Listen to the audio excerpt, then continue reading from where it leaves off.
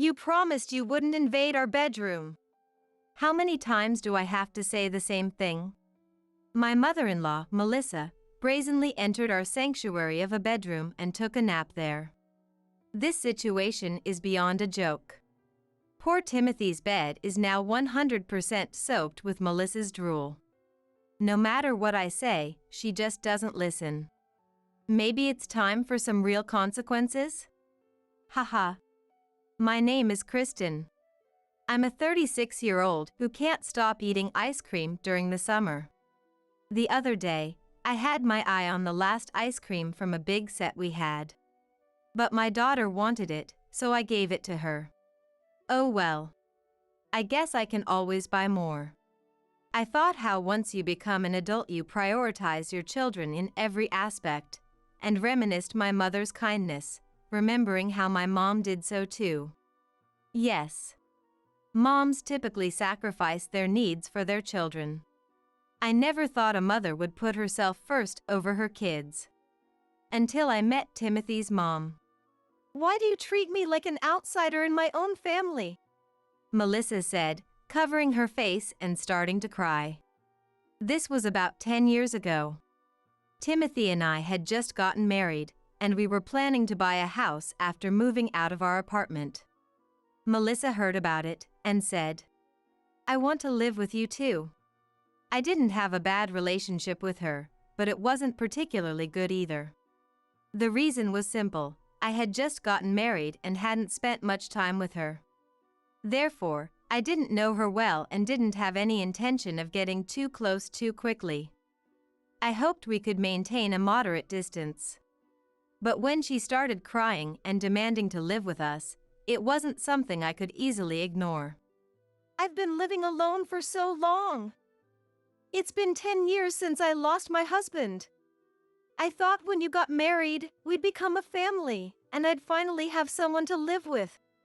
Don't you feel sorry for an elderly woman living all alone? Why are you buying a house assuming I'll live alone?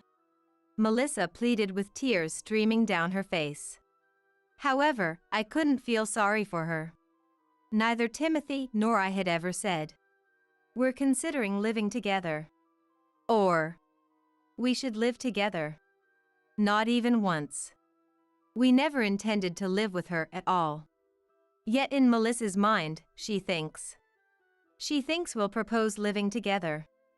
I can understand feeling lonely living alone, but when she so assertively says, living together is only natural, it makes me not want to do it at all. We're trying to get used to being a married couple. If you're here, we wouldn't be able to relax and enjoy our married life. Please, just step back. Timothy said with a heavy sigh. I completely agreed with him on this matter. After all, we just got married, and we want our alone time. But then, you two lived together before you got married. You've already spent 6 months together, that's enough. Let me join you. I was stunned by Melissa's declaration. That's enough. After just 6 months. What kind of logic is that? If we did as Melissa said, she'd end up spending more time with us than we did as a couple. So, does that mean after 6 months with Melissa, it would be okay to kick her out, saying, it's been 6 months, so that's enough? Well, no, it wouldn't. Living together before marriage and after getting married are different. If you're lonely, why not live with Laura and her husband? They invited you to stay with them for Christmas, didn't they? Melissa's face soured. Why are you being so mean? As she replied to Timothy. With all due respect, her mannerisms felt overly cutesy for her age. I realized for the first time that she might be a type of person I find difficult to deal with. Laura's husband Brian hates me. That's why I don't want to live with him, Melissa said, looking away. No, Mom, it's obvious you're the one who dislikes Brian. He's been trying so hard to talk to you, but you don't even make an effort to continue the conversation. That's not true. But it was Brian who suggested living together. Stop saying nonsense and go to them if you're lonely. Ignoring the person who offered first and coming to us is just low. Timothy's reasonable argument left Melissa visibly deflated. I thought she had given up on living with us, but 2 weeks later, an incident occurred. Laura refused to live with me, so please let me live with you. What? Melissa showed up at our apartment without any prior notice, once again pushing for cohabitation. According to her, I told Laura and her husband that I wanted to seriously consider living together. To which Laura responded, "We don't want to live with you." But from what Timothy had heard, Laura and her husband had been open to Melissa living with them. Timothy found this suspicious as well. Should I ask Laura why? He said, reaching for his mobile phone. At that moment, "Stop! Don't do that!" Melissa frantically tried to snatch the phone from Timothy. Both Timothy and I instinctively felt that something felt off. What? Is there something you don't want us to hear? Timothy asked. Melissa didn't answer and just averted her gaze. It's pointless to ask, Timothy said, dialing Laura. Melissa watched the scene with a look of annoyance. Laura? Mom's here right now, yeah, about the living situation. Not wanting Melissa to overhear, Timothy moved to the adjacent room while on the phone, closing the door behind him. Melissa and I were left alone in the room, an awkward silence hanging in the air. Melissa, unable to hide her curiosity, bit her nails while staring at the door Timothy had gone through.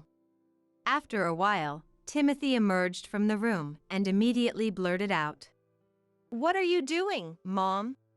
Melissa, expecting a scolding, looked visibly uneasy. As for me, I was left bewildered, watching the exchange between the two. "What happened?" I asked. "Mom was staying with Laura and her husband for a few days." "What?" "But apparently, in just those few days, she said so much that it drove Brian nearly crazy." "Melissa did?" "Yeah. She complained about how he eats, among other things, and it was so annoying that Laura kicked her out." Hearing this, I was at a loss for words.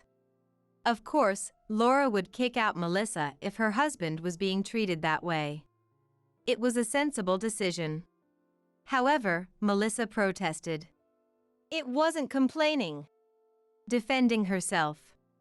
"I was just teaching him that making noise while eating isn't polite," she said. If that's true, then indeed. It might have sounded like nagging, but it was for his own good. But honestly, I never got the impression that Brian ate that way. However, rather than it being an "it isn't bothering at all" situation, it might be a "for those who care, it matters" situation. I think the theory that Melissa is complaining is more likely, but I can't say for sure without seeing the situation. Anyway, I can't live with Laura anymore. Now that I'm really alone, you two will live with me, right? Melissa said, staring at us intently. Timothy replied, "No, I never said we'd live together once you were alone." Looking exasperated. "You were the ones who told me to go to Laura's because she invited me first. Of course, I thought you'd stay with me when I'm alone. It's cruel to make me expect that." Melissa's voice rose, and tears welled up in her eyes. "Oh, not this again," I thought, holding my head in my hands. Timothy, not wanting to argue. "Just go home, it's too much." Trying to simply get rid of her. Melissa, however, got even angrier and dramatically said, "I raised you, and this is how you treat me," covering her face and starting to cry loudly. In the end, Timothy managed to send Melissa away that day. But from then on, Melissa started showing up at our house every day. "Have you decided to live with me yet?" she would ask.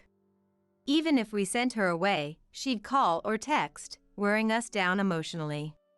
Knowing she'd be treated coldly by Timothy, she'd visit or call only when he wasn't home, and texted only me. Melissa's persistence caused me so much stress that I developed insomnia. Timothy suggested blocking her texts and calls. But with her knowing where we lived, it was futile. We had to move urgently, but we're still looking for a place for the two of us.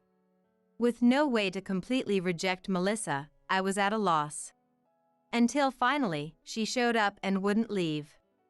At first, she'd leave when Timothy came home, but soon she started staying for dinner, then sleeping over, and eventually stopped going home altogether. Why did we allow it to go that far? If it hadn't happened to me, I would have said, "Just kick her out. You're so weak-willed." But in reality, it's extremely difficult to send someone away once they're in your home. Asking her to leave didn't work, and using force to remove an elderly person could cause injury. If she were a criminal, we could call the police, but you can't do that with your mother-in-law. Once she's in the house, it's over. Not letting her in would cause a scene and disturb the neighbors, so that's not an option. Timothy had managed to argue her out before, but Melissa became more determined and wouldn't budge. So our home was completely invaded by Melissa, and we ended up living with her against our will. Naturally, Melissa moved with us to our new house. "I'm so happy to finally live with my son and his wife." She was thrilled. But for us, it felt more like an infestation than cohabitation. By this point, Timothy and I knew we couldn't send her away, so we reluctantly accepted living together. We figured we'd have to care for her as she got older, and that time just came sooner. It's incredibly frustrating, but it's a path we couldn't avoid forever. With that mindset, our new life together began. "Hey! Since we're all here, let's sleep together." As she said that, Melissa entered our bedroom at 10 p.m. Timothy and I, who were just about to fall asleep, were startled and jumped up. "Hey, please don't come in here." I raised my voice without thinking. "Why? Do you have something to hide if I come into the room?" "No, it's not that." "Then it's fine," Melissa said nonchalantly. She was carrying her own pillow and sheets. She was really planning to sleep in this room. "Sleeping together is out of the question. At our previous house, we had no choice but to sleep with Mom in the middle. Can't you be a bit more considerate of a newlywed couple?" Timothy yelled angrily. His sleepiness only made his anger more intense than usual. "That's so unfair. Why do you two get to sleep in the same room while I'm all alone in mine? Be grateful you have a room at all. We never planned to live together in the first place." Timothy was right. We hadn't planned on living together, but since it was decided that Melissa would stay with us, we hastily gave her a room to separate her from us. "That's so mean, mean, mean. How can you say such cold things to a family member you're living with? I will definitely sleep in this room." With that declaration, Melissa threw the sheets over her head and began lying down in the corner of the room. She really intended to sleep here. Ugh. Timothy sighed deeply, clearly annoyed. "I'm so tired." "Whatever. I'm going to sleep." "Yeah, good night." Timothy had been working extra hard, taking on more work to afford our new house. He was exhausted and had no energy to deal with Melissa's antics. Though he had a lot to say, he clearly had no desire to engage and fell asleep. From then on, Melissa began sleeping in our room every night. Like Timothy, I wished she would be more considerate of us as a newlywed couple. This way, our dream of growing our family would never come true. Yes, our family had grown, but we wanted to add children, not an old woman. Timothy must have been fed up with this situation too. On the first weekend after we moved in, Timothy did some DIY work. He installed a lock on our bedroom door. I never thought I'd be drilling holes in a brand new house just a week after moving in. We should have put a lock on from the start. Watching Timothy's weary back as he installed the lock, I couldn't help but laugh a little to myself. That night, Melissa tried to come into our room again, but thanks to the lock, she couldn't get in. Outside the room, she yelled, "Let me in!" But we ignored her. However, reducing our interaction with her might have been a mistake. Melissa started entering our bedroom during the day as well. This room was not just a bedroom but also our shared space, where I kept my clothes and accessories. "This necklace, my friend really admired it. Can I have it?" Melissa proudly showed me the necklace Timothy had given me for our anniversary. "Wah! It was in the drawer. Why are you wearing it without permission? Give it back." "What's the big deal?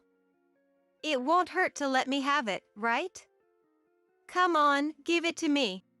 "No way. Take it off now." Desperate to protect my keepsake, I sternly demanded. When I sharply reprimanded Melissa, she flinched a little. "Humph," she said, pouting while taking off the necklace. "Thanks to Timothy, we can lock the bedroom from the inside when sleeping, but it doesn't have an external lock. I can't believe she just walked in.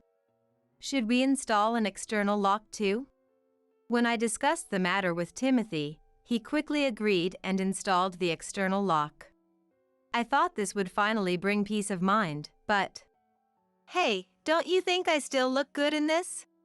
Melissa said, showing off my clothes to me. What? Deja vu? Didn't we have a similar exchange about the necklace the other day? I stood there in shock. The external lock was in place. I had the key, so how did she get her hands on my clothes? "Melissa, that outfit, it's mine, isn't it?" "No, I just bought it." "No, the frayed hem on that skirt matches mine exactly." "But I bought it." This exchange felt childish. I was certain it was my outfit. To gather evidence, I headed to the bedroom to check if my clothes were still there. Sure enough, I didn't even need to check the specific outfit because the closet was a mess. My clothes had been rummaged through. And, of course, the outfit was missing. "Melissa, I distinctly told you not to enter the bedroom. How did you even get in?" "I didn't go in." Whistling, she continued. "I bought this outfit." It was obvious she had entered the bedroom. The question was how she had unlocked the door. Melissa never revealed her methods, so the truth remained a mystery. Despite the external lock, she kept finding ways to get in and similar incidents continued.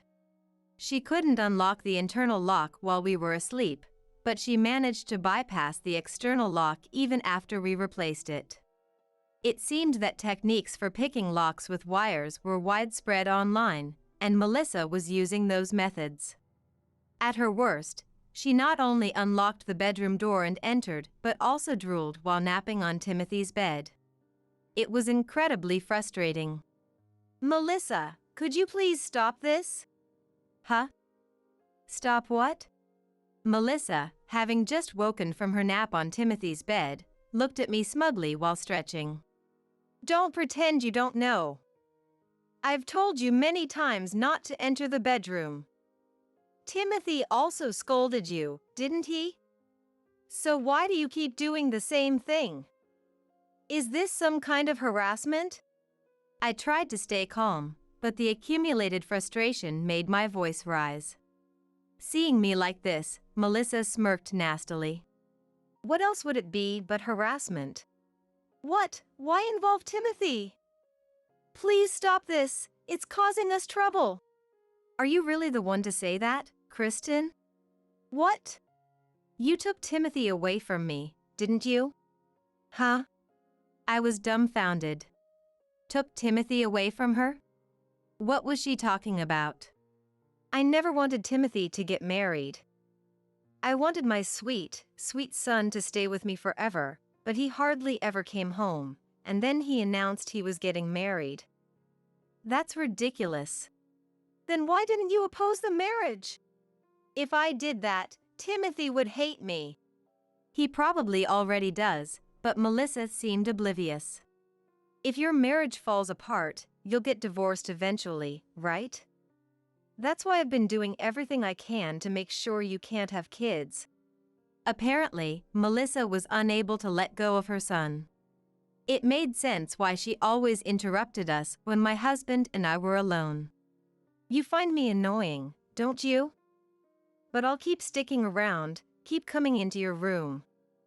Until you divorce. If you hate it, just get divorced. Melissa said with a sly smile. It was a grin that seemed confident in her victory. So infuriating. At that moment, I vowed to myself, I'll definitely outsmart Melissa. When Timothy heard about that day, stay out of the room. If you come in again, we're cutting ties. He yelled at Melissa. Melissa looked humbled by Timothy's anger and said, I won't do it again. But, knowing Melissa, she would definitely try to come into our bedroom to harass me. That would be the end for her. One day, as I came back from shopping, I heard Melissa's voice coming from our bedroom. Beep. An intense electronic sound echoed. Hearing that, I couldn't help but feel my lips curl into a smile. Got you. No. Stop it. There was a loud crash and clatter. Huh? I didn't think I set up anything that would make such a big noise, just as I was thinking that.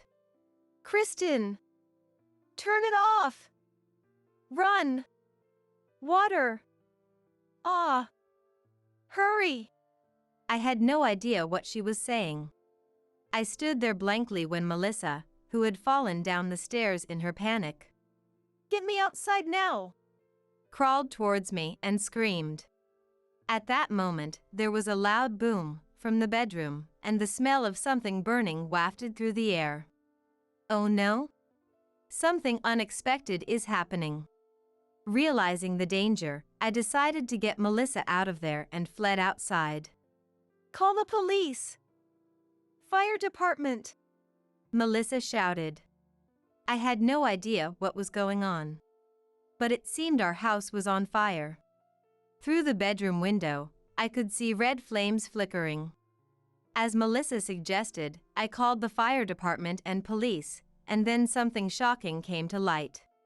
Actually, that day, to scare Melissa, who kept sneaking into the room, I set up a trap that would trigger an alarm when the door was opened. On top of that, a toy snake would spring out. I even planned to record it and confront her later with, "You came into the room, didn't you?" But Melissa was terrified of snakes.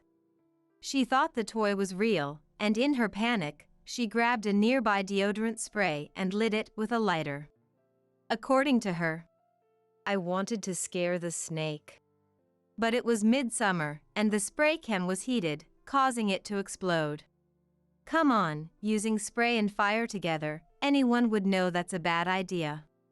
Not only did the police laugh for overdoing it, but it's good you didn't involve the neighboring houses.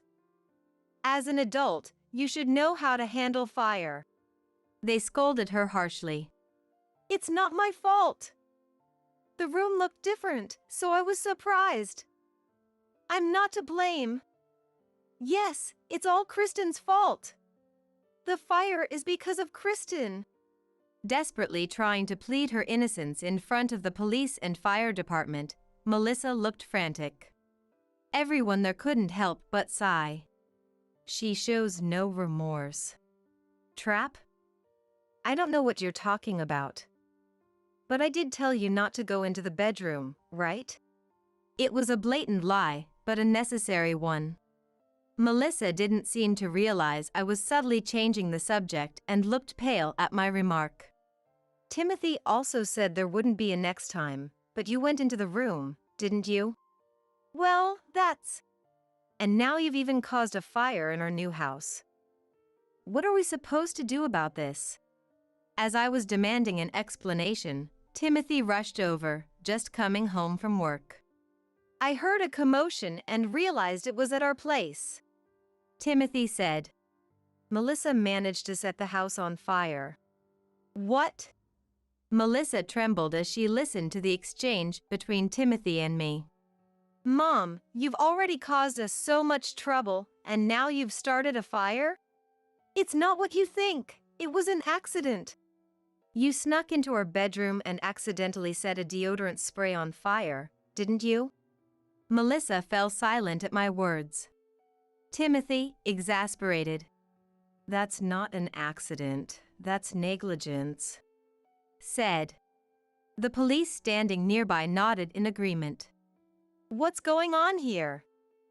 You forced yourself into our lives, and now you've burned down the new house I worked so hard to buy? No, Timothy. Mom just wanted to be with you because she cares about you. You're causing nothing but trouble. Timothy's harsh rejection twisted Melissa's face in agony. You don't have to be so mean, Melissa sobbed. I'm the one who should be crying.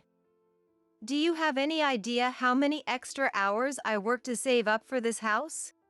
Please, be nicer to me, wah. Stop that disgusting crying. No matter how much you cry, I will never forgive you for this. I'm sorry. Apologies won't bring the house back.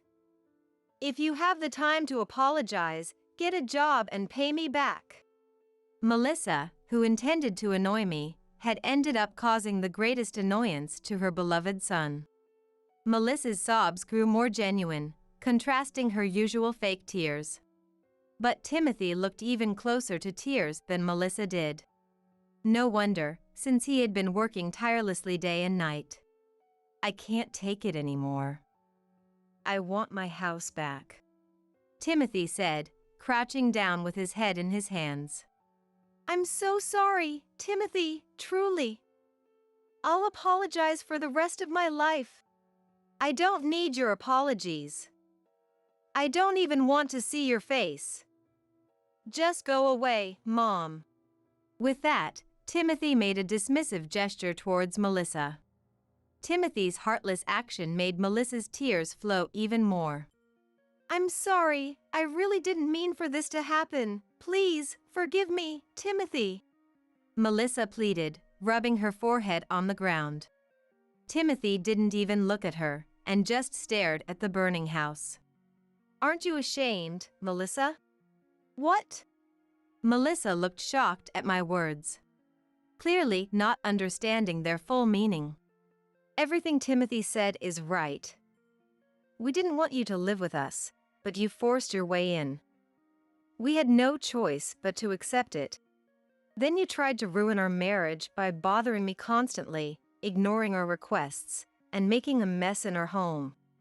And now you've caused an incident serious enough to call the police. You're a complete bad luck charm for our home. And despite all this, you keep saying things like I didn't mean it or be nice to me, only thinking of yourself. Let me ask you again, aren't you ashamed? Melissa opened her mouth to respond. Well, but quickly fell silent. She couldn't find the words to defend herself. It seemed she was aware of her embarrassing behavior. How are you going to take responsibility for this fire? What? Responsibility? I couldn't possibly. No, you started the fire. We won't go easy on you just because you're family. That's unfair. Melissa, who was pale and shaken, didn't seem to grasp the gravity of Timothy's words. Well, only legally are we family, I mean, Timothy remarked. Melissa, shocked, looked between Timothy and me, not understanding. Oh, was that unclear? Let me be clear. from now on, don't involve us. We are cutting ties. What? Seeing Timothy's glare, she seemed to realize that it wasn't a joke. Melissa's face turned stony. I'll take responsibility. Please, don't say that, she pleaded, clinging to Timothy. Taking responsibility is a given. Cutting ties is part of it. I really don't want to deal with you anymore. No. I'll find a way to get the money. Please. Shut up. I'm tired of being dragged around by a troublesome parent. You've been controlling me since I was a kid. That's because I loved you, Timothy. If you love me, then love my wife too.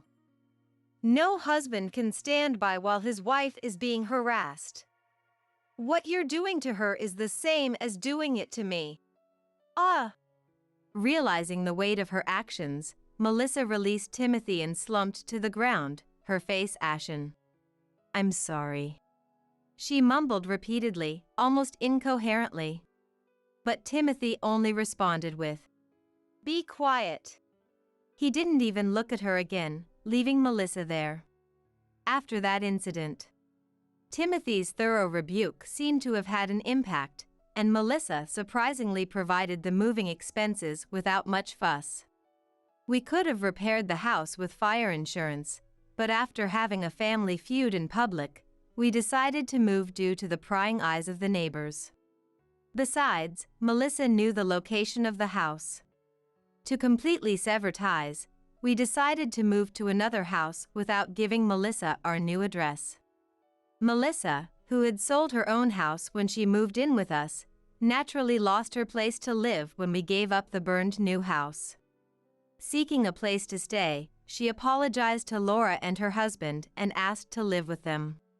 But hearing about the feud between us and Melissa, we're not dumb enough to let you move in after hearing all that, Laura said.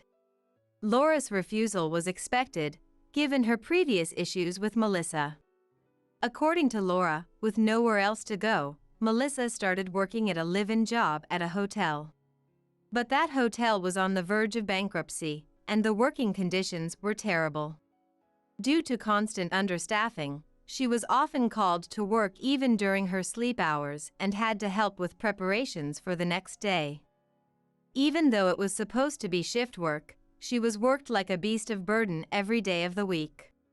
Most employees quit within 1 or 2 weeks, so the staff mainly consisted of people like Melissa who had nowhere else to go or those with issues. The human relations there were horrible, and even the meager salary she earned was often stolen by other employees. I heard that the owner is a grumpy-faced old man. I hope everything goes smoothly, ha ha ha. Meanwhile, Timothy and I found out I was pregnant the year we moved to the neighboring town. Now, we are blessed with 3 children. We have 2 girls and 1 boy. The girls are so energetic that our boy is often overshadowed by them. But he's very good at dealing with his sisters and is such a kind boy. I think he'll be very popular in the future. However, the girls have grown up to be quite tomboyish and sometimes come home after fighting with boys. They say they are avenging a friend who was bullied. They've become quite brave. Well, there's nothing wrong with girls being brave, so it's fine. Although, I do worry a bit about their future spouses. My son, one day you should introduce your sisters to the best and second best friends you have, just kidding. Timothy and I often say. It makes me sad to think that these kids will someday start families of their own. But we are also probably the ones looking forward to that day the most. We have to make sure not to become parents like Melissa who can't let go of their kids. What happened? I might be pregnant. What do you mean, you might be pregnant? Like, the pregnancy test was negative, but you have symptoms? I haven't taken a test yet. I heard it doesn't show up until you're like, for weeks along. But I'm already having really early symptoms. there's blood in my discharge, and I've been nauseous and running a fever. What do you mean by really early? How's that different from just early? You're a nurse, you should know, right? I'm not an OBGYN, but I know the basics. Really early is like the 3 to 4 weeks from intercourse to implantation. Pregnancy tests won't pick it up until after that window. And my symptoms match up with being super early. So you really are pregnant? You're still 14? It's not confirmed yet. Don't say things that'll make me anxious. Sorry. Sophie is only in 8th grade. And yet, the possibility has come up that she's pregnant. She been acting strange lately, is this why? We talked more after that, but there's no moving forward without confirming if she's pregnant or not. Sophie said the pregnancy test should show a result in about 3 days, so we decided to wait until then. Those 3 days of uncertainty were pure hell. Sophie was devastated at the thought of being pregnant, and my husband was a mental wreck. The house was already in complete chaos. Then the fateful day arrived, 3 days later. I finished my night shift, stuffed a pregnancy test in my bag, and rushed home. Panting, I arrived at our high-rise apartment building to find a crowd had formed. Peering through the gaps between people, I saw several police officers putting up sheets to block the view. Wondering what was going on, I tried to get a sense of the situation and a horrible stench hit my nose. Police, sheets to obstruct the view, a foul odor. The worst-case scenario for my husband and Sophie flashed through my mind. With a sinking feeling, I ran toward our home. A police officer was standing in front of the door. "You're the lady of the house? We need to talk. Brace yourself for this." Huh? Hearing what he had to say, my despair gave way to burning rage. I'll be sure to direct this anger at exactly the right person. I'm a 44-year-old nurse. My husband Richard runs a small IT company. We don't make a huge income, but it's enough to live on a lower floor of a luxury apartment building. Our daughter Sophie is in 8th grade and slowly preparing for her high school entrance exams. She studies hard, so I'm not too worried. But it took a lot for Sophie to be able to focus on her studies like this. The reason for that is her sister Brittany, who's 2 years older. Brittany has disliked me ever since we were kids. I became acutely aware of that around early elementary school. Dad and Mom totally in you. It must be nice being the younger one. I'm so jealous. I don't think I'm being spoiled. Yeah, right. Didn't you just get a bunch of new school supplies the other day? That's because my pencil case broke and my pens ran out of ink. Just because you got a good grade on a test, could you stop showing off about studying? I could get better grades than you if I actually studied too, you know.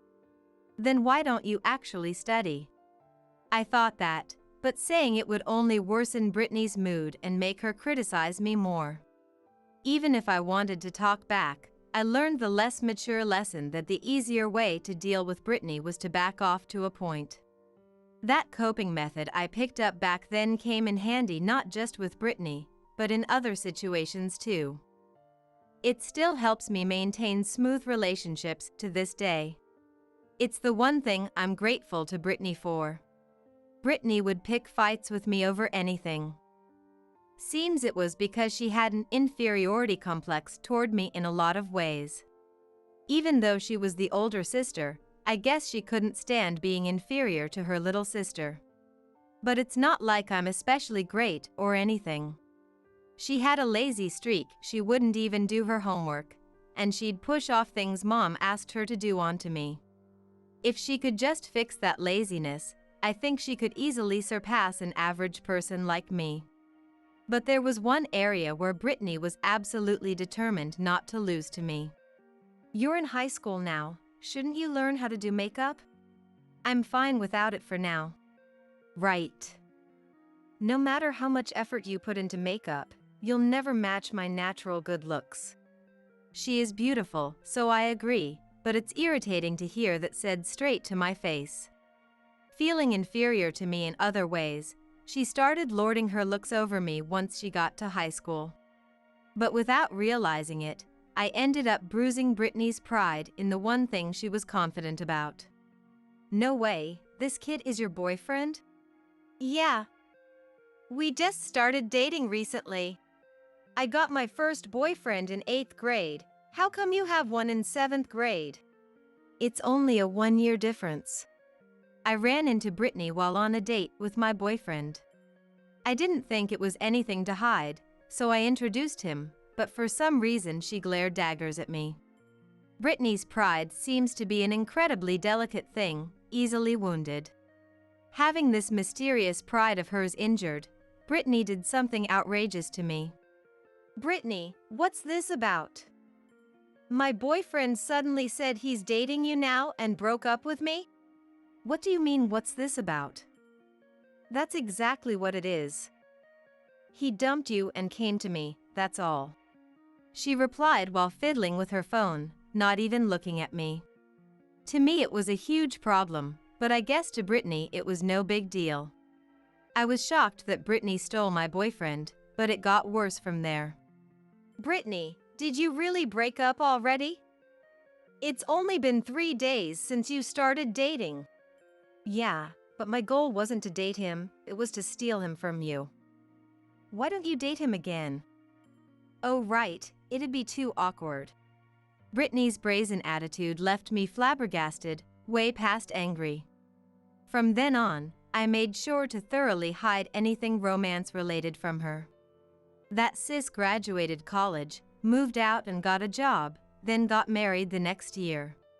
Seeing her looking so blissful with her husband in her wedding dress, I thought surely getting married would mellow out her personality. But rather than mellowing out, her personality took a nosedive from there. A year after she got married, I also graduated college. I moved out when I got a job. And right then, Brittany moved back in with our parents. That jerk keeps nagging me, do the laundry properly, clean the house, make me food. If he's got complaints, he should do it himself. Didn't you quit your job to be a housewife when you got married? The way I see it, why should I have to do housework just because I'm a housewife? Then what does housewife means? She said it so matter-of-factly that I almost thought I misunderstood the meaning of the word. She ended up getting divorced after just a year of marriage. Divorce isn't that rare, and I don't mind her moving back home. But I felt uneasy about moving out and leaving Brittany there. Don't worry about Dad and Mom. I'll take care of them. In exchange, I'm getting all the inheritance. When I left home, Brittany saw me off at the door, waving and smiling. I'd like to think she was joking, but considering everything up until now, it's scary that it doesn't sound like a joke. Next to Brittany, our parents had strained smiles on their faces. Brittany has been living at home ever since. She doesn't work, stays unemployed. She doesn't contribute a penny and doesn't lift a finger around the house. Basically, she's been mooching off our parents this whole time. But Brittany has her own twisted logic. I'll take care of them in the future, so they're taking care of me now. Every time I visited home, that was her pet phrase. How very reliable of her. 6 years after I started working and Brittany got divorced. I married Richard. Huh, you bagged yourself a hottie. Don't say it like that. What does Richard do for work? I run a small IT-related company. You run a company, meaning you're the president? At a family gathering, Brittany's eyes changed when she heard Richard was the president. It's not like I intended to hide it since it would come out eventually, but I had a feeling nothing good would come from Brittany knowing Richard was the president. So I tried not to mention it, but Brittany finally found out. Sure enough, Brittany made her move. Hey, I got a minute? What's up? One night, Richard called me over to the living room sofa with an uneasy look. As I sat down on the sofa, Richard showed me his phone's line messages. "What's this about?" I've been trying to avoid her tactfully so it doesn't hurt our family relationship, but she won't back off. She even ambushed me near my office the other day. Told me to get in her car so she could drive me home. So did you get in the car? No, that time I said I had somewhere to be and declined. Looking at Richard's line, there was a flood of messages from Brittany. Most of them were invitations to meals. The incident from high school, when she stole and quickly dumped my boyfriend, came rushing back. Brittany was clearly up to no good with Richard. I'm so sorry. I apologized to the dejected Richard on behalf of my family member. A few days later, I got screenshots of the line messages from Richard and headed to my parents' place. Aren't you too old for this embarrassing nonsense? What embarrassing nonsense? I was just trying to get closer to Richard since he's family now. I called a family meeting at my parents' house, but Brittany looked unfazed even when shown the line screenshots. It was bad enough when she stole my boyfriend, but this time she went after my husband. Meaning she had tried to cheat with him.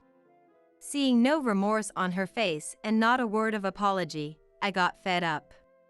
Enough already! Can't you stop messing with me just because you don't like me? Stop with the paranoid delusions. It's not a delusion. You targeted Richard and failed, right? You're 30 now. You're not young enough to draw men in with your looks anymore. Excuse me? I slammed the table and got in Brittany's face, then she slammed the table too and snapped back, enraged by my words. Our parents were shaken up by our fighting. In the end, Brittany stuck to her claim that she just wanted to get closer to Richard as family. So Richard and I told her we had no desire to get chummy with her, and made her promise to keep her distance from us as a couple. Hearing us out, our parents looked so sad it made my heart ache, but I couldn't forgive her this time. 2 years after cutting ties with Brittany, our daughter Sophie was born. With Sophie's birth, we needed a bit more space, so we decided to move to a high-rise apartment building. It was a high-rise, but we got a low second-floor unit so the rent was cheaper than the higher floors. But the cheap rent wasn't the only reason we chose the second floor. In the high-rise we moved to, the residential units start from the second floor. So when Sophie gets a bit older, we won't have to worry about her uniquely loud kid footsteps bothering downstairs neighbors. And even on the second floor, we can use the building's rooftop garden, pool, and other facilities. The second floor was just right for us in many ways. After we finished moving, my parents came over for a housewarming. That's when they asked me to make up with Brittany. Ever since the explosive argument with her sister Brittany, I has barely exchanged a single word with her, only catching a glimpse of her face when visiting their parents' home. When little Sophie was born, it seems she was shown photographs by their parents, but she has yet to meet her precious niece in person. Even with the recent move, Brittany was treated like an outcast, left out of the loop, and seen to be drowning in loneliness. I, deciding that Brittany had likely reflected on her past actions, extended an olive branch and invited her over to their new home. I'm truly sorry for all the trouble I caused before. I understand. Let's put it behind us. Are you okay with that too, honey?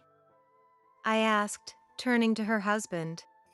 Yeah, I've got no issues with it. Richard replied, his tone neutral. When Brittany arrived at I's doorstep and saw the couple's faces, she immediately launched into a deep, heartfelt apology. She seemed far more repentant than I had anticipated, so right then and there, I and Richard decided to bury the hatchet regarding the incident where Brittany had tried to steal Richard away. After cooing over Sophie's adorable face and taking a quick tour of the house, I and Brittany made their way to the rooftop garden, just the two of them. Wow, it's like a mini park up here. And the view is simply stunning, Brittany exclaimed, her eyes wide with wonder. Brittany grabbed onto the wire mesh fence with her hands, frolicking about like a giddy child as she soaked in the breathtaking view from the rooftop. Be careful. That's dangerous, I warned, her voice laced with concern. Oh, don't worry, this fence is incredibly sturdy. And it's quite high too. But you know, since it's wire mesh, you could probably climb over it if you really wanted to. It almost feels like with this, you could just spread your wings and fly away whenever life gets too tough to handle. Brittany mused, a wistful smile playing on her lips. It seemed that Brittany hadn't changed one bit. She was probably just joking around, but the way she said things that didn't quite sound like jokes while flashing a grin was unsettling. I returned Brittany's beaming smile with a strained, polite one of her own.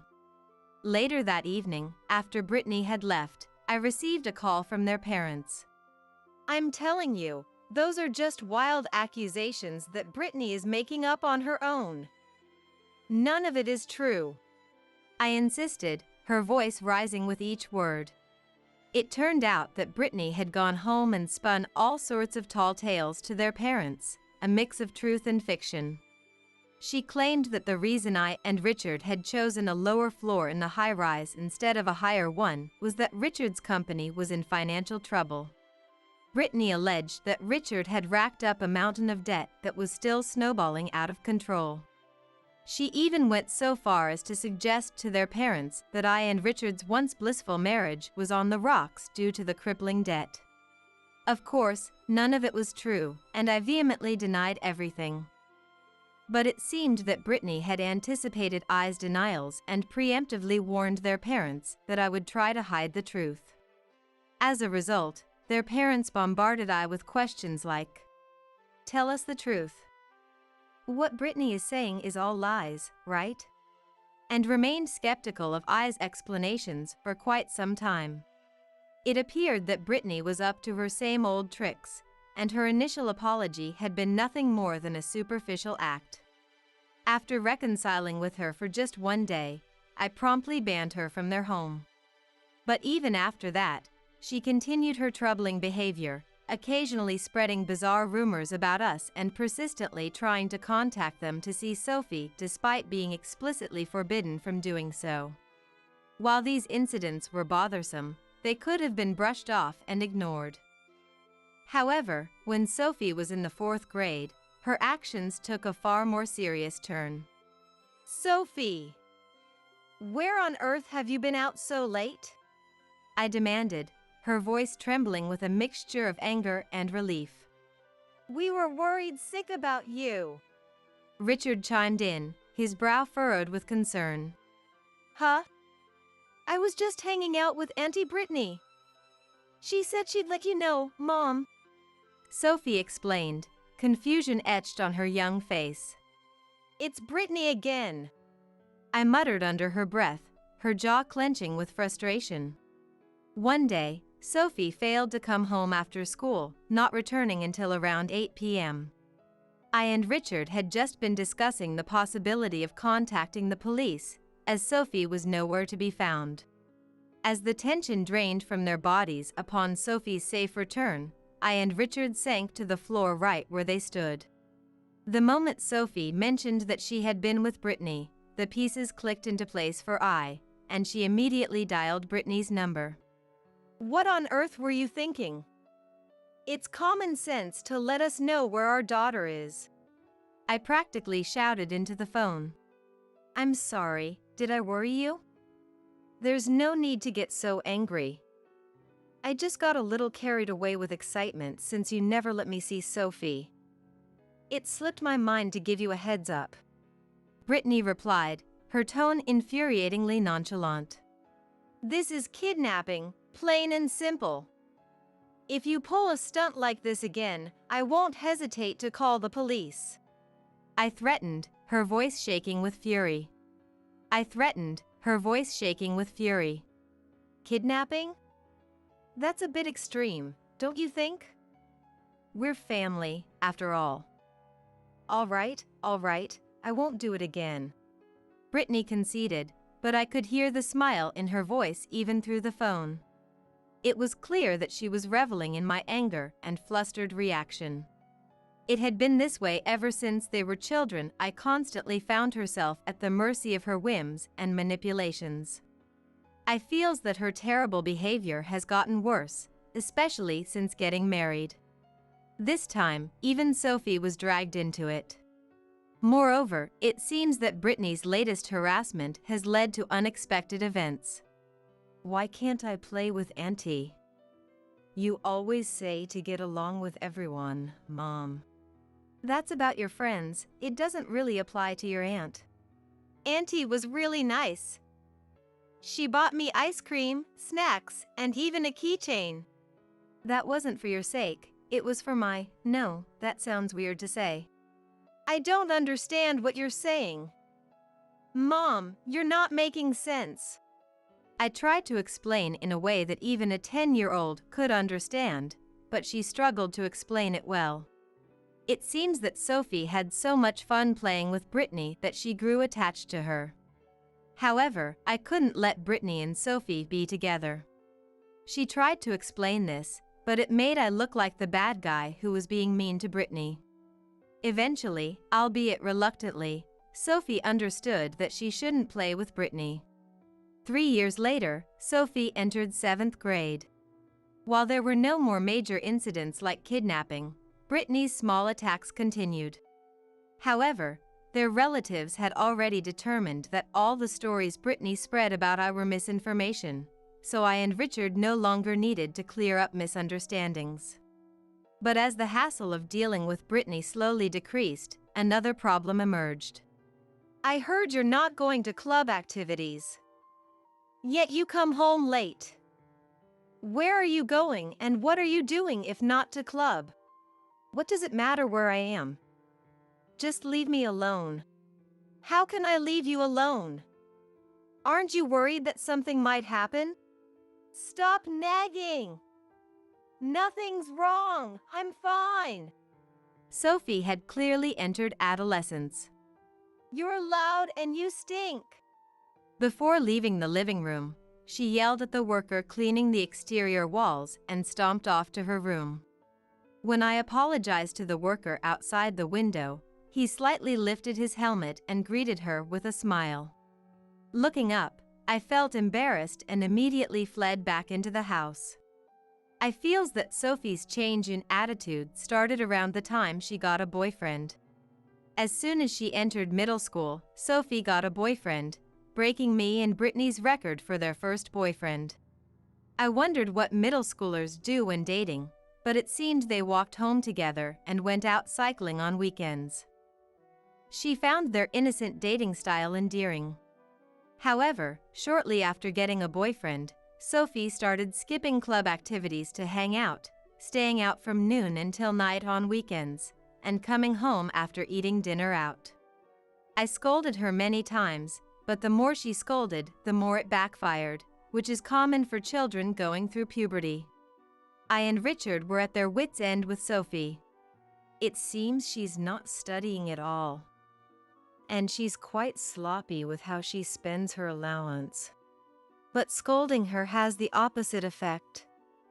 Instead of scolding her each time, maybe we should wait a while, watch the situation, and scold her when the timing is right. Is it really okay to take such a leisurely approach? Adolescence only lasts a short while, right? And at her core, Sophie is a serious kid. She'll go back to being an honest girl soon. I hope you're right. Richard has a gentle personality and I has never seen him get angry at her. I wanted him to scold her strictly like a father should, but it seemed she couldn't expect that from him.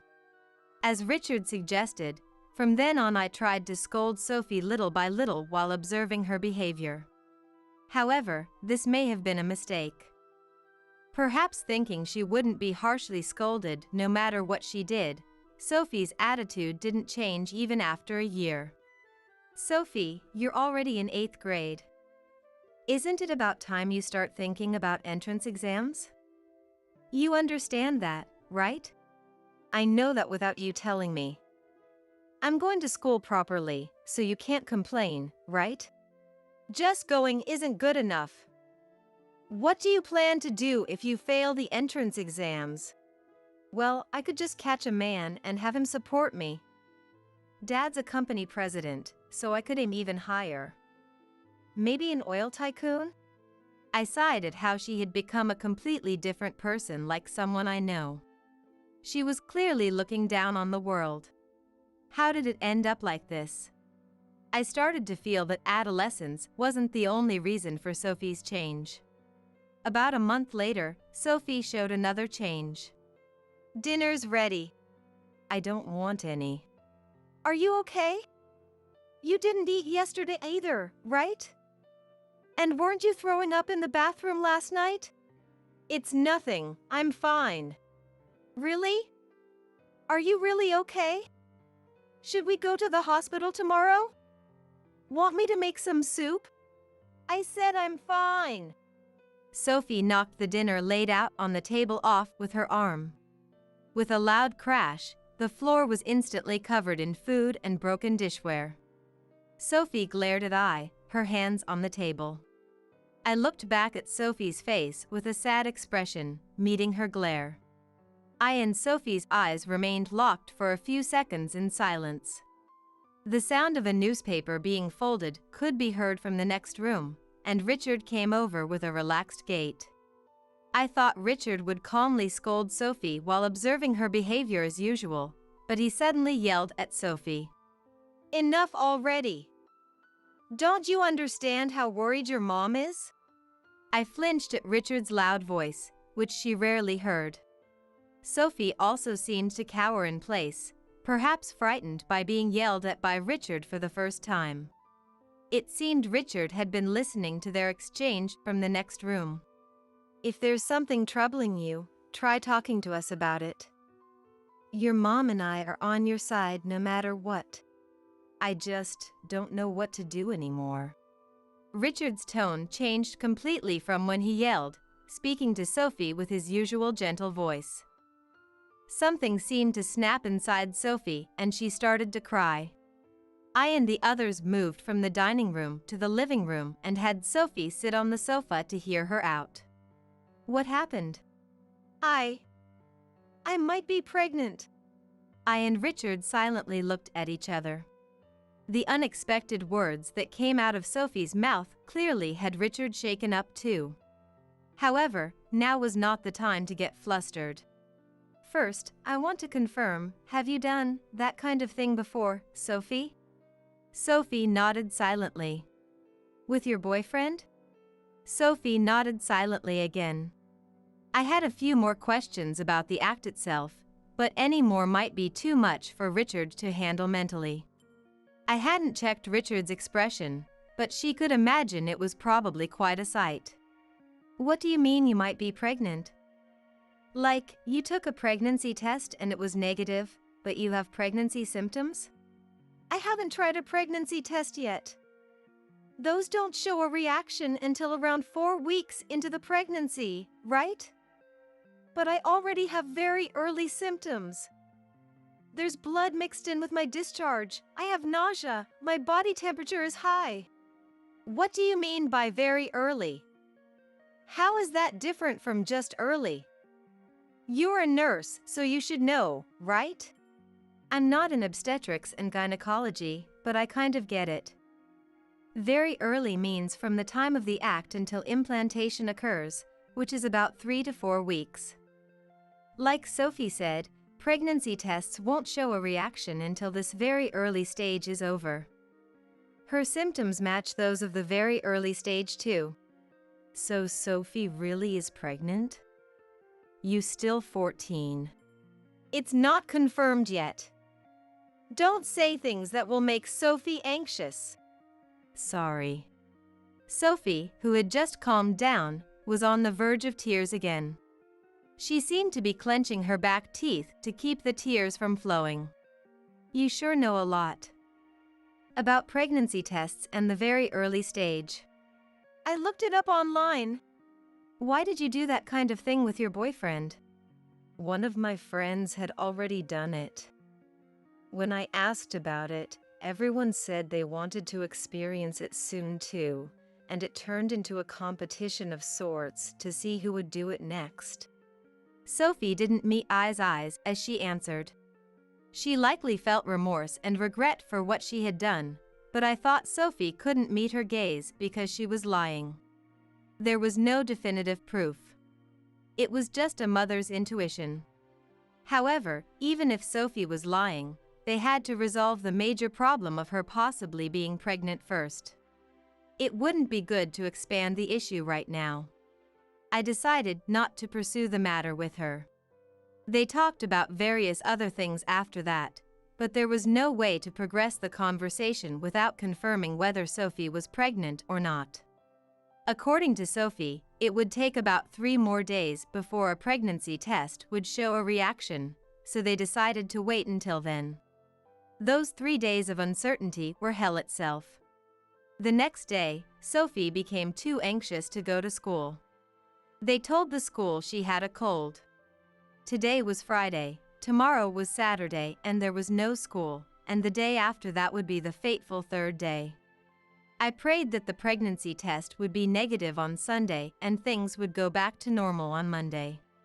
As for Richard, he went to work. However, even though there were still 3 days left, he seemed restless from the morning as if Sophie was about to take the test at any moment, so he probably couldn't focus on his job. When Richard got home from work, he looked haggard. The mental strain seemed to be even worse than I had imagined. Sophie might be pregnant, and Richard's psyche was crumbling. The situation at home was already dire. On the fateful Sunday, I, who was coming off a night shift, hurried home with a pregnancy test in her bag. Arriving out of breath in front of the high-rise apartment building, she saw that a crowd had gathered for some reason. Peeking through the gaps between people, she saw several police officers putting up sheets to block the view. Wondering what had happened, I observed the situation and caught a whiff of a nose-wrinkling stench. A crowd, police, sheets to obstruct the view, a foul odor. The image of Richard and Sophie climbing over the fence of the rooftop garden flashed through my mind. She had a bad feeling about this. I ran towards her home. She couldn't wait for the elevator, so she dashed up the stairs. It was Sunday, so both Richard and Sophie should be home. I forcibly tried to replace the recurring mental image of the rooftop garden with one of Richard and Sophie relaxing at home. However, as she climbed the stairs, the rooftop garden scene returned to I's mind. A police officer was standing in front of her door. Despite having run the whole way, I approached her own home with slow, measured steps. Her pace gradually slowed until despair stopped I's feet in their tracks before she could reach the door. The officer, noticing I, walked over to her. "Are you a resident of this home? I have something to tell you. Brace yourself for what you're about to hear." "What?" Upon hearing what the officer had to say, I's despair vanished and was replaced by fury. She would be sure to direct this anger at the person who rightly deserved it. I first entered her home to drop off her things, then headed back out to the front of the high-rise. The crowd still hadn't dispersed. I looked around and spotted a certain individual in the crowd, grabbing them by the arm.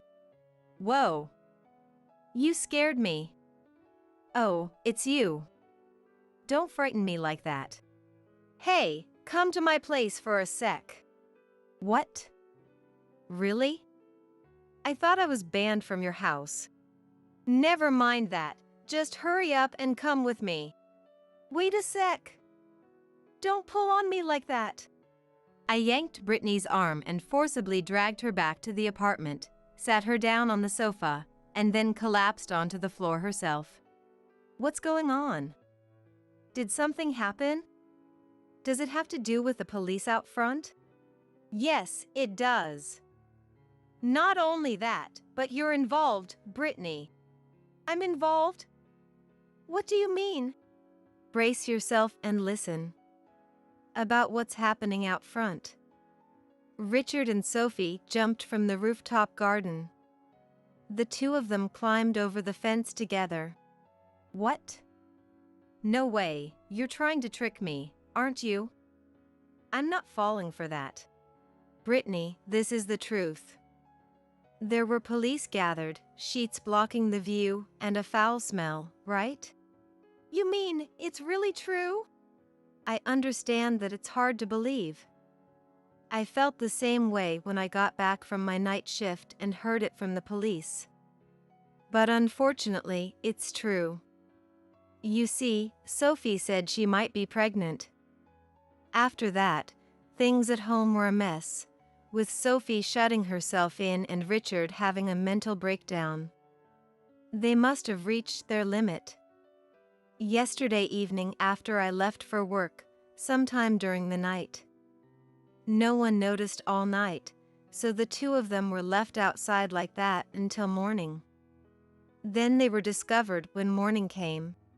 As she listened to Ai's story, her face grew paler and paler. It wasn't just the shock of hearing that her relatives had done such a thing. The root cause of Richard and Sophie ending up like this lay with Brittany. Brittany, why were you near our apartment building?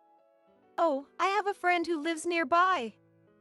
I was planning to go to her place today, but I saw the crowd gathering and went to check it out. Brittany, I just explained what happened to them. Now's not the time for lies. What? I took out a smartphone, opened a social media app, and placed it on the table. It was Sophie's phone. The screen showed her correspondence with Brittany. It looks like you'd been secretly meeting with Sophie and giving her allowance money since she started middle school. You usually met on Sundays. So you came here today to see Sophie too, right? I apologize for meeting her in secret. But is it really so wrong for me to see Sophie? That's not the point, is it? Tell me why you were giving Sophie money. Brittany's gaze shifted to Sophie's smartphone and she fell silent for a moment. But after a few seconds, she turned to Ai with a pained expression. Looking Ai in the eye, she finally began to tell the truth. No good comes from kids having money, right? The same goes for adults. So I was giving Sophie an allowance of about $100 a month. I figured that would make her become depraved and less diligent, which would trouble you. I also took the chance to badmouth you while I was at it. So Sophie's change in attitude since starting middle school was because of the money you were giving her. Did you know about the pregnancy? I did. I encouraged her, telling her she could gain the upper hand on her friends by losing her virginity. I told her lots of things, like how there are other middle school girls who have sex for the first time, and how you had your first time with a teacher back in middle school. Why did you have to make it about me? I didn't do anything like that in middle school. You took every chance you could to speak ill of me. And Sophie, swayed by your words, went and had her first sexual experience. That's right. Afterwards, I met up with Sophie, touched her body, and lied that her temperature was high and she might be in the very early stages of pregnancy. I kept feeding her more information and fueled her anxiety, telling her she might be pregnant. Then it was like she had a phantom pregnancy and actually started showing very early symptoms. Even though I had taught her to use protection when she had sex for the first time, so she shouldn't actually be pregnant. Kids sure are naive and cute, aren't they? But if she took a test, she'd find out right away that she's not pregnant, right? It takes about 3 to 4 weeks before a pregnancy test will show a reaction, doesn't it? If Sophie gets anxious and stirs things up at home during that time, it'll trouble you again, won't it? You dragged Sophie into this mess just to harass me? I can't believe it. Do you have any idea how much she suffered? I never thought she'd be driven to this point. But thinking about it, I guess the possibility wasn't zero. A middle schooler getting pregnant from her first time. Not only for her, but the father wouldn't be able to handle it either. If either one of them said they wanted to end it, it wouldn't be strange for them to do it together. Brittany slumped in dejection. She had essentially taken people's lives, so she was likely being crushed by regret and guilt. At this rate, Brittany might do something drastic out of a sense of responsibility. It was about time to bring this to an end. It was pretty much how I imagined. Yeah, that's exactly it. Auntie, you're the worst. I can't believe you used me like that. Mom, I'm so sorry for everything. Sophie, you've been apologizing this whole time. You get that you're the biggest victim here, right? What? What do you mean? They're alive? Then what about the police out front? The stench? On cue with I's words, Richard and Sophie emerged from the next room where they had been hiding. Brittany seemed confused by the fact that the two were alive, the police out front, and the elaborate ruse they had staged. Her gaze wandered aimlessly as she looked around. I decided to explain the situation so Brittany could understand. The police out front came because of a dispute with the neighbors. Huh? I heard about the situation out front from the officer standing in front of our door. It also made me realize the connection between Sophie and you. Brace yourself for what you're about to hear. The target of this incident was you. What? What are you talking about? Recently, the management company contacted me about someone who was harassing the apartment building by throwing raw garbage at it. They installed security cameras, identified the culprit, and learned that the acts were often committed early on Sunday mornings, so they were staking the place out. Raw garbage being thrown at the apartment building? And it seems the garbage was specifically aimed at your unit's balcony. What? At our place? Due to the wall and limited space on the property, it was difficult to actually get the garbage onto the balcony, so most of it ended up stuck to the building's exterior wall. The person from the management company was lamenting how they'd have to hire a contractor to clean the walls, which would cost money. Oh, so that's why there was a worker here at an unusual time. I recalled the time Sophie yelled at the worker and felt embarrassed all over again. The police provided more details after that. The culprit was a man in his 50s who lived in the neighborhood. Also, the sheets used to block the view weren't put up by the police, but by the management company out of consideration for the fact that scattered raw garbage would leave a bad impression and be visually unpleasant. It was done out of kindness, but the act of concealing the scene had the opposite effect of making people think it was a serious incident, drawing a crowd. But I don't remember doing anything to make someone hold a grudge against me. There's something I'd like to confirm about that. The police officer took a photo of I with his smartphone and showed it to the male culprit for confirmation. As a result, it came to light that the man had mistaken his target. According to him, he had apparently been tricked by his intended target. Hearing this, something clicked for I. That man got into an argument with a certain woman about a car. Something about not parking on this street. At that time, the woman told him if he had a problem with it, she lives in that apartment on the second floor in that unit, so he could come by any time. She even gave him my name. Well. So that man mistook you for her and made you the target of his harassment. That's quite unfortunate. Don't give me that transparent lie. That was you who came to give Sophie her allowance and got into trouble with the neighbors, right? Then you pushed it onto me as part of your usual harassment of me, didn't you? Where's your proof of that? When they showed the man your photo, apparently he shouted yes. It's her. She seemed to be in quite a panic. She was so flustered that it completely slipped her mind that the man had seen her face. If you were coming to our place, It's only natural to suspect you were up to something with Sophie, right? Sophie was getting money from you, so it seems she had a hard time bringing herself to talk about your secret relationship. But when I pressed her on whether you were involved, she mustered up the courage to tell me. And when I heard you were coming today, I decided to hear the story from your mouth too, so we came up with this plan. Seriously, aren't you ashamed to be luring in a child with money? Sophie! You're betraying me? Don't you think it's shameful to deceive a child? As for Sophie, we'll give her a proper scolding. More importantly, how are you going to take responsibility for involving her in your harassment of me? Sophie wasn't actually pregnant, but she did something unbelievable, you know? What's the big deal? She was going to do it eventually anyway, and it's not like she loses anything. I was appalled by her attitude, something she hadn't felt in a long time. No matter how much they got angry at her, it probably wouldn't have any effect. In that case, she just had to rely on someone who might. Brittany, shall we go then?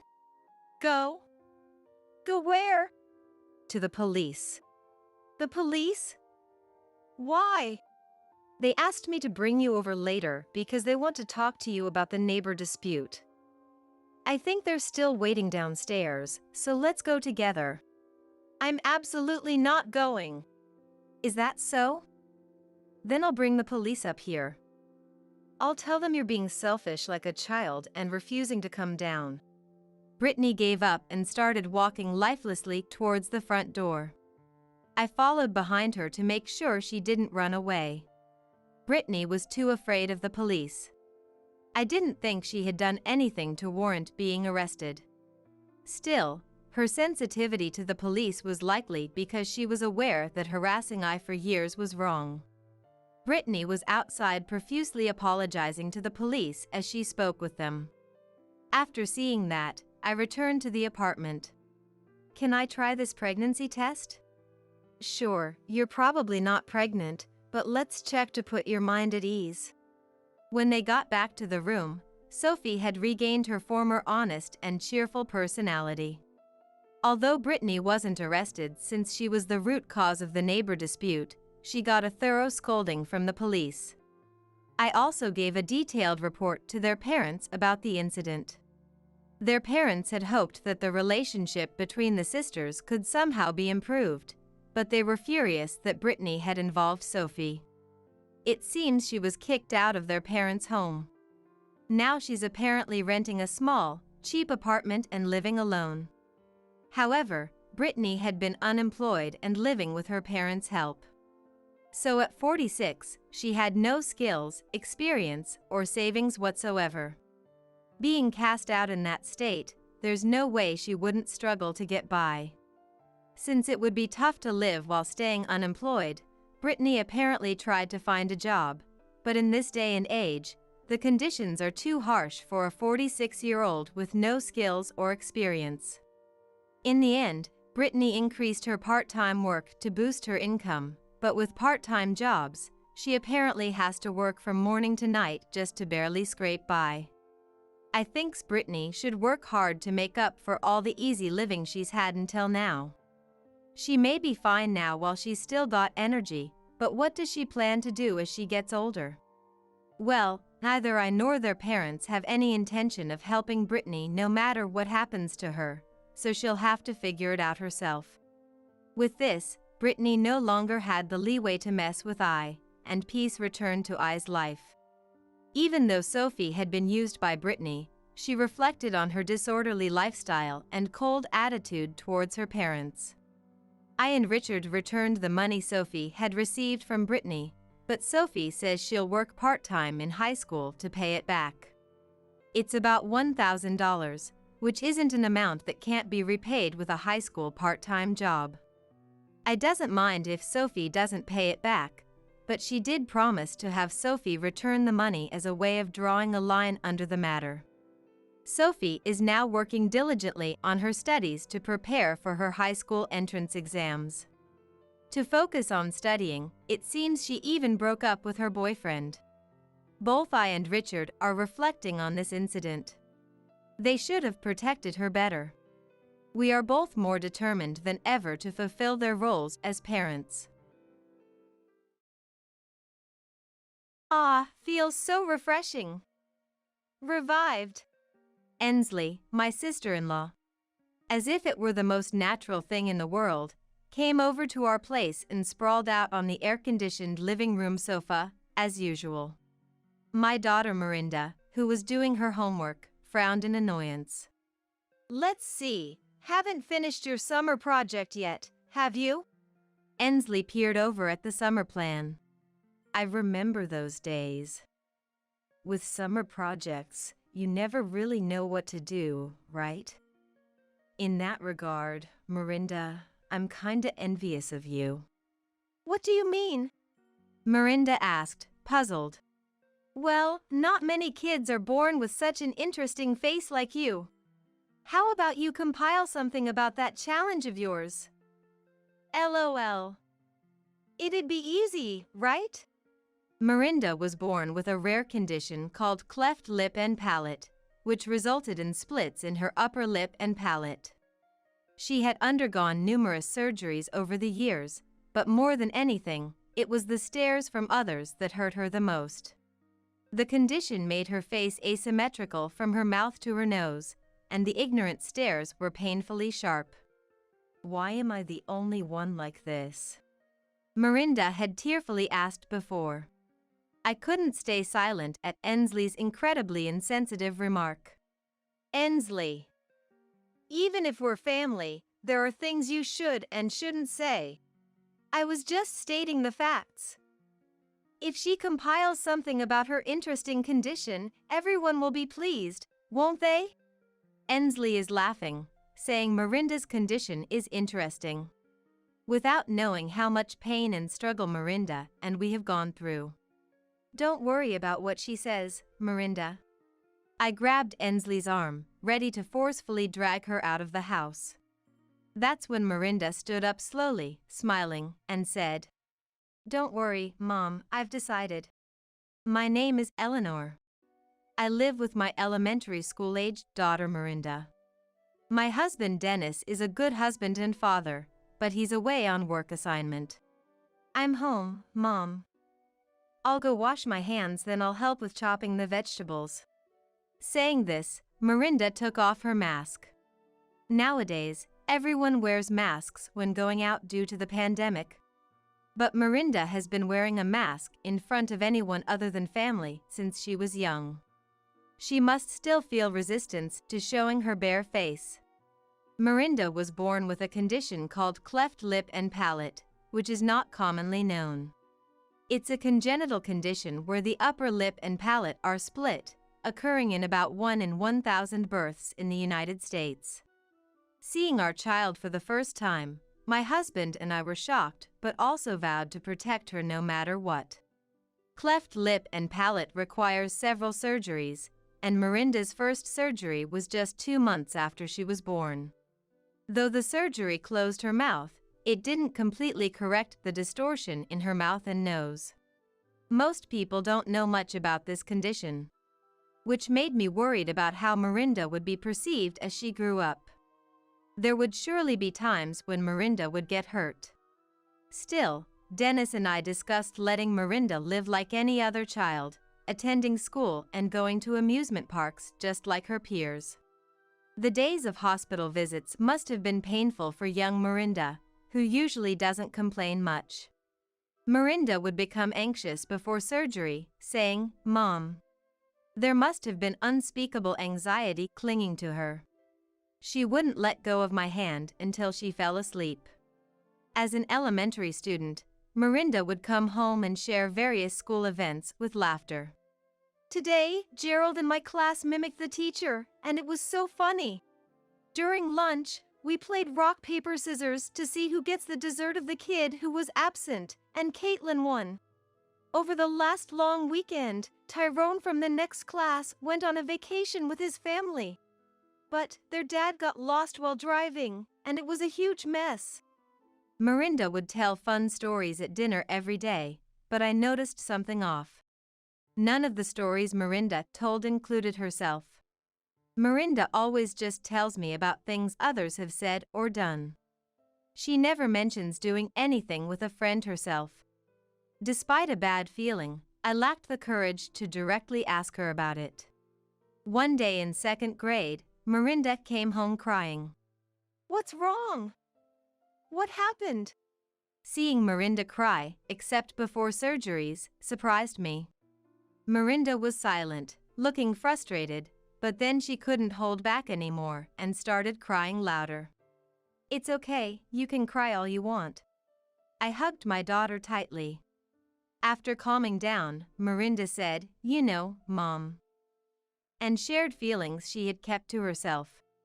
Even though Mirinda wears a mask to school to hide her mouth and nose's distortions, she has to remove it during lunchtime. The first time they ate together, a boy sitting across from her pointed and laughed, saying, "Your face looks weird." That started it, and other kids gathered around, saying, "Really? That's funny," expressing their thoughts aloud. The teacher quickly scolded everyone, "Back to your seats," settling the situation. But from that day, Mirinda felt ostracized, unable to join any friend's circle.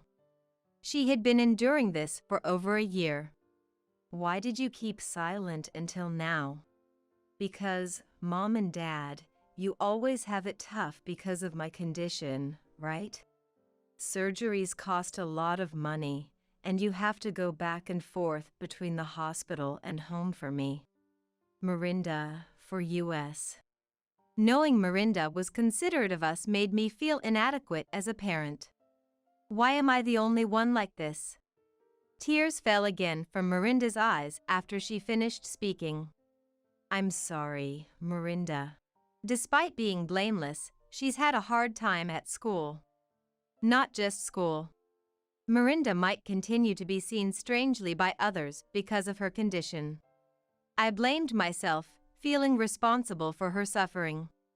"I'm sorry, Mirinda. From now on, Mom promises to be by your side as much as possible to protect you. Even for busy Dad at work, I'll be with you." I hugged Mirinda again tightly. When I told Dennis after he came home, "It's hard not being there when you're going through tough times. I've let you handle all the hardship alone," Dennis also blamed himself. "It can't be helped. I'll protect Mirinda's heart, and you protect our livelihood. Let's protect Mirinda together." Yes, we should. We vowed again to protect our daughter. From that day, I quit my job at the apparel company and became a housewife. In third grade, Mirinda underwent her fourth surgery. While the first 3 surgeries were minor corrections, the fourth involved transplanting bone from her pelvis to her upper jaw. It was more extensive than before, but it made the distortion from her mouth to her nose less noticeable, making her look no different from other children. However, having bone removed from her pelvis made walking difficult for Mirinda, forcing her into a wheelchair for a while. Still, Mirinda would look at her face in the hand mirror and ask with a bright, radiant smile never seen before, "Hey, Mom. Do I look prettier now?" Seeing my daughter happy and smiling without feeling self-conscious made me happy too. "Yes, you're very pretty, Mirinda." I brushed her hair and spoke to her. After a while, Mirinda began serious walking rehabilitation. She almost fell during the unfamiliar rehab, but when I tried to help, "Just watch, Mom," she scolded me. Holding onto the handrail, Mirinda grimaced with each step, "This is nothing. My face looks proper pretty now." Lucky, right, never showing any signs of weakness. "Does it hurt? Are you okay?" I couldn't help but worry and wanted to support her physically. "If you always support me, Mom, there's no point in rehab." Mirinda laughed shyly. As a result of her positive attitude towards rehab, the pain in her hips completely vanished, and she could walk on her own without needing crutches anymore. 2 years later, Mirinda was in 5th grade. There were still scars on her lips, but they were hardly noticeable and less mentioned. It seems Mirinda has grown to like looking at her face in the mirror. Upon waking up, she heads straight to the bathroom and faces herself in the mirror with a smile. She used to dislike even approaching a mirror. The memory of those times feels like a distant past, making me chuckle to myself. I wish I could see Dad. Mirinda sighed. Dennis has been on a work assignment far away. We sometimes communicate via video calls, but it's not the same as having him nearby. Sherry said her family is going on an overseas trip. Frederick is going camping. Everyone seems so lucky. Despite it being summer vacation, Mirinda lamented not being able to go anywhere due to our circumstances. One day, while we were spending a holiday at home, the doorbell suddenly rang. I'll get it. Mirinda stopped her summer homework in the living room and headed to the entrance, as I was busy with household chores and couldn't leave them. What, Aunt again? You came back? I could hear Mirinda's displeased voice. How rude. You came back? I'm your aunt, after all. Family can visit as many times as they want, right? Saying so, the visitor entered the house without waiting for Mirinda's consent. It's cool here. Revived. I poked my head out from the balcony and welcomed the guest half-heartedly. Welcome, Ensley. The guest was Ensley, Dennis's sister. According to Dennis, after graduating from high school, Ensley worked as an office clerk at a small trading company but ended up quitting within 3 months after being reprimanded by a senior for taking too many days off and getting into a heated argument. Now, she's living back at home. Dad told me she doesn't even bother to look at job ads he shows her. Just throws them on the floor and spends all day playing video games. Dennis complained about Ensley's lack of motivation. Ensley just sat down on the sofa as if it were the most natural thing in the world. As Mirinda tried to return to her homework, Ensley, fanning her sweaty shirt front to catch some air, exclaimed, "It's so hot. This weather is absolutely crazy." Ensley loudly exclaimed, disregarding Mirinda, who was trying to study. When Mirinda frowned in annoyance, Ensley did not miss it. Am I bothering you, niece? She asked with a creepy smile, intentionally disturbing Mirinda. Mirinda just sighed without engaging, knowing from experience that arguing would only encourage Ensley to be more annoying. Mirinda, I'd like something cold. Auntie's thirsty, Ensley said in a cloying voice and hugged Mirinda. Please stay away, it's hot. Mirinda pushed Ensley away with a calm voice as she tried to lean on her, and Ensley clicked her tongue. What's with you? No charm at all. Eleanor, don't you have something to drink? I took out coffee from the fridge, poured it into a cup, and handed it to Ensley. Could you keep it down a bit? Mirinda is studying. I admonished Ensley in a low voice, though I knew it was futile. You know, I always wonder. Ensley looked around the room and poked Mirinda's cheek with her finger, asking, why doesn't Mirinda study in her own room? Seeing Mirinda swat her hand away, Ensley laughed as if amused. To save on electricity. Mirinda answered irritably. Saving on electricity. So that's why you're scrimping? Mom isn't working, right? That's why you guys are poor. Mirinda slammed her hand on the table in frustration. Don't compare me to someone who doesn't work despite being old enough. Are you talking about me? Wow, Mirinda, that's harsh. Your mom doesn't work outside either. Always lazing around at home just like me, right? That's not true. Mom is busy being a housewife. She's always cooking, cleaning, doing laundry. There's a lot to do. She's not lazy like Aunt. Mirinda retorted with a firm stance. Really? Even Mirinda is being cold to me? Listen, my parents are like, if you want to use the air conditioner so much, pay the high electricity bill yourself. Can you believe that? Living with family and they say that? It's your own fault for not working and just lazing around and playing in your room all the time. Well, it's not like I can pay for that. Going to cafes costs money, department stores are far and a hassle. So in the end, the only place I can rely on is Miranda's house. Despite Miranda's reluctance, Ensley hugged her again. This is how Ensley would come over unannounced, trampling over our lives every time. Even though she's Dennis's sister, I couldn't bring myself to forcefully kick her out. When I consult Dennis, who's away on his own, he says, kick her out immediately. If it comes to it, calling the police is fine. But she's still family, and I couldn't bring myself to do that. Taking advantage of my inability to stand firm, Ensley has been getting increasingly bold lately. Anyway, Eleanor, you've got it easy, right? Because you can just play around at home every day. I'm not taking it easy at all. I snapped back at Ensley, irritated. After engaging more than I should have, I calmed down and realized I shouldn't have. Predictably, Ensley got even more encouraged. It's fine to slack off, right? Just buy whatever you like from the grocery store for meals, and for cleaning, just quickly tidy up the places that catch the eye. That's what I would do, LOL. She suggested I take shortcuts in my role as a housewife. Don't compare me with Aunt. Besides, it's annoying because of her I can't concentrate on my studies. Can you just go home? Miranda protested strongly.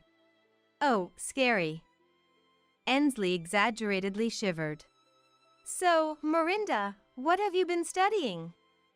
Should I help you? I might be able to teach you addition or subtraction. I've already learned that, thank you. Please, just go home. Oh. What's this? Your summer project isn't finished yet. Ensley peered over at Miranda's planner. I remember those days. With summer projects, you never really know what to do, right? It's hard to find something you actually want to research. In that regard, Miranda, I'm kinda envious. What do you mean? Well, not many kids are born with such an interesting face like you. Why don't you compile something about that condition? It'd be easy, right? LOL. It's about yourself, so you wouldn't have to research much. I couldn't stay silent at my sister-in-law's incredibly insensitive remark. Enough, Ensley. There are things you should and shouldn't say, even if we're family. Oh, scary, scary. I was just stating the facts. If she compiles something about her interesting condition, everyone will be pleased, won't they? Ensley is calling Miranda's condition interesting. Laughing, without knowing how much pain and suffering Miranda and we have gone through. Miranda, don't worry about what such a person says. I grabbed Ensley's arm, trying to drag her out of the house with all my might. That's when Miranda stood up slowly and said with a smile, Don't worry, Mom. I've decided. In contrast to me, who was about to explode with anger, Miranda was completely calm. Well then, Miranda, I don't quite understand, but your mom seems really angry, so I'll leave.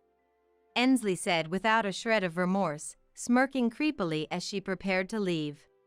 I wanted to unleash my anger on her, but Miranda pulled at the hem of my shirt, stopping me. You too, Mom, shouldn't worry about what that person says. Looking at the suddenly quiet entrance after Ensley left, Miranda spoke. She must have some plan in mind. Thinking this, I managed to suppress my anger. 3 months passed. Miranda, it's okay to relax a bit. Saying that, the national newspaper reporter eased the slightly tense expression on Miranda's face. Dressed in new clothes bought for this day, Mirinda smiled with confidence. That's the spirit. You're doing great. Praised by the handsome reporter, Mirinda's cheeks flushed slightly. 3 months ago, I couldn't have imagined Mirinda being interviewed by a national newspaper. The interview took place in a small cafe in the neighborhood, which we had reserved. The owner, who I've known for a long time, whispered to me, "Hasn't Mirinda become quite beautiful?" Indeed, the last time the owner saw Mirinda was before her 4th surgery.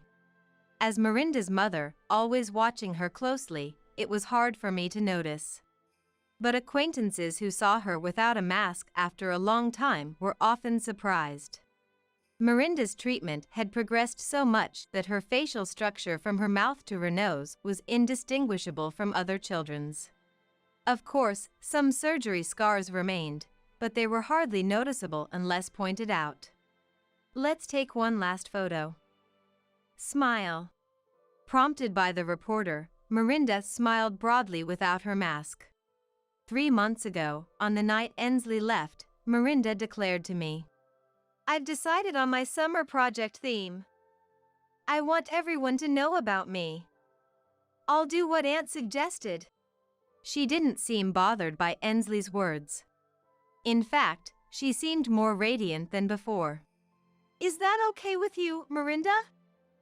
I asked.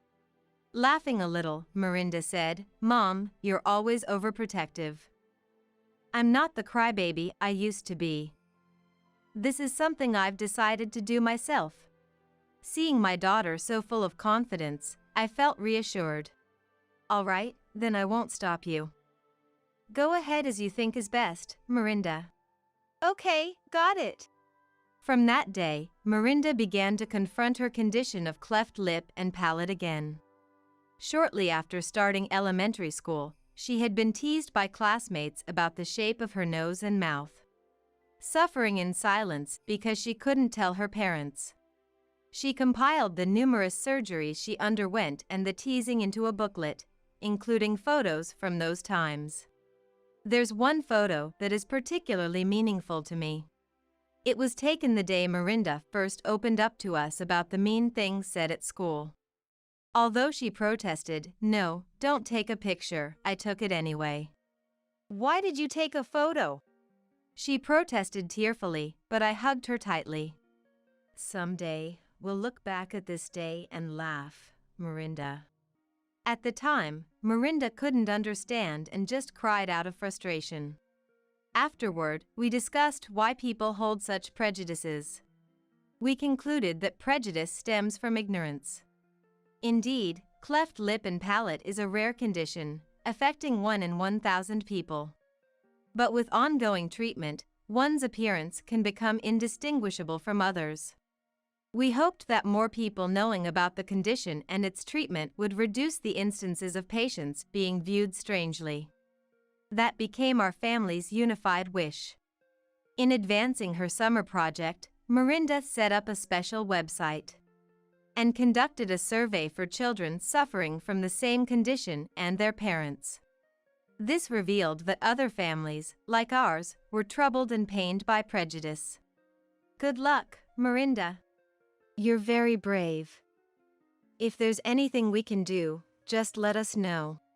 I realized Mirinda had many supportive comrades suffering from the same condition. Mom, thank you for giving birth to me. Thank you for raising me. Because you supported me, I was able to get this far. Mirinda whispered, looking at the photo. The hard worker is you, I replied. Mirinda had undergone numerous surgeries since she was very young. Especially the 4th surgery, which involved transplanting bone from her pelvis to her upper jaw, was the most challenging, leaving her unable to walk on her own for a while, but she never complained. She is truly a strong child. Of course, I feel like hiding my face with a mask. But I've come to think that this unique aspect of mine could be considered cool. Mirinda said confidently. A month after summer vacation ended, Mirinda came home from school and said, "Look. My summer project was highly praised at school, and I was awarded this certificate. She showed me the certificate, breathless and sweaty from her excitement. My friend said I was cool. Mirinda happily shared her school experiences. A month after that, a newspaper company contacted us for an interview. I read the interview article. Mirinda, you're amazing. Mirinda's article was published in a national newspaper, catching the eye of Dennis, who was on a work assignment. He immediately video called us. If you were going to be published, you could have told me. I was just reading the newspaper when suddenly I see Mirinda's face all over it. And I spit out the coffee I was drinking from surprise. It wouldn't have been fun if I told you beforehand. I wanted to see your reaction without saying anything first. So, I fell for the surprise, huh?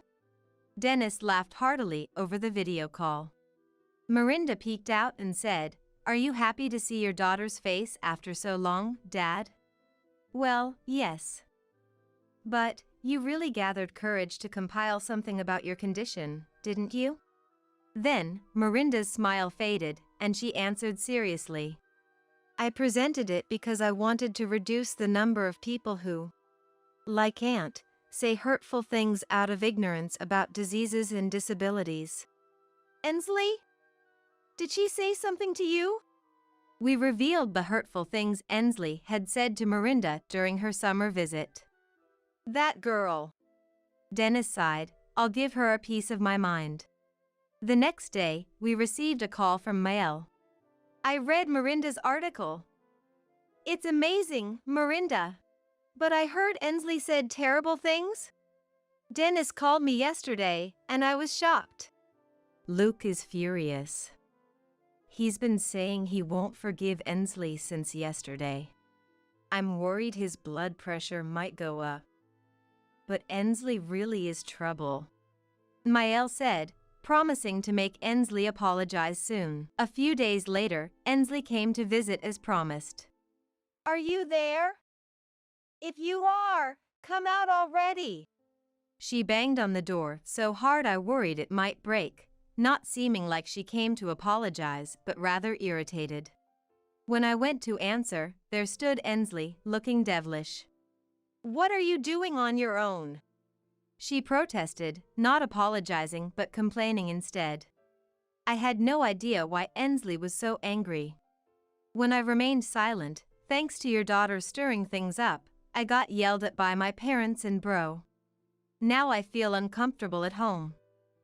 How are you going to take responsibility? She demanded. Apparently, Ensley had been severely scolded by my in-laws and Dennis because of Mirinda's project. But I thought it was all Ensley's fault. Unable to hold back my anger at Ensley's lack of remorse, I exploded. Enough, Ensley. If you're not here to apologize, please leave. I finally let out the anger I had been holding back, even to Ensley, who kept repeating her arrogant attitude. For the first time, I openly protested, leaving Ensley momentarily taken aback. Whether you're my husband's sister or whoever, anyone who hurts my precious daughter is not family. Don't come to our house again. You're nothing but trouble. What? Getting angry all of a sudden? Silly. Even though I came to apologize, you're kicking me out. Fine then. I'll tell the family you're a stubborn DIL. Just remember that. Mirinda interjected while listening beside me. Aunt. I'm recording our conversation, so lying is useless. It'll be found out soon anyway. She said, admonishing Ensley like a child who won't listen. Oh well. I guess I'll forgive you just for today then. With those final words, Ensley left with a pale face. Ah, that feels so much better. Now in 5th grade, Mirinda seems more mature than ever to me. She never used to complain, not because she didn't want to but because she didn't want to worry us. But now, it's different. Mirinda isn't holding back tears anymore. She doesn't even feel the need to cry because she's become so strong and resilient. Looking at Miranda's serene profile, I couldn't help but feel a bit reflective. Maybe I've been too worried about her. With the sole intention of not letting her feel lonely, I quit my job to always be there for her. But it seems Miranda is fine now. Without me realizing, she has grown up and surrounded herself with many strong allies. Lately, she's been bringing school friends home more frequently. What? Is there something on my face? Miranda noticed my gaze and looked at me questioningly. Yes, lots of happiness. What? That makes no sense. Laughing at my response, Miranda seemed amused. Feeling her growth, I decided to rejoin the workforce at an apparel company I had been invited to rejoin. Eleanor, I read the newspaper. Miranda did great, didn't she? Every time my coworkers mentioned it, I calmly responded, she probably doesn't think she did anything extraordinary. She just presented her life as it is. One evening, Miranda shared her future dreams with me. I want to become a doctor. To help children and families suffering from diseases and disabilities like mine.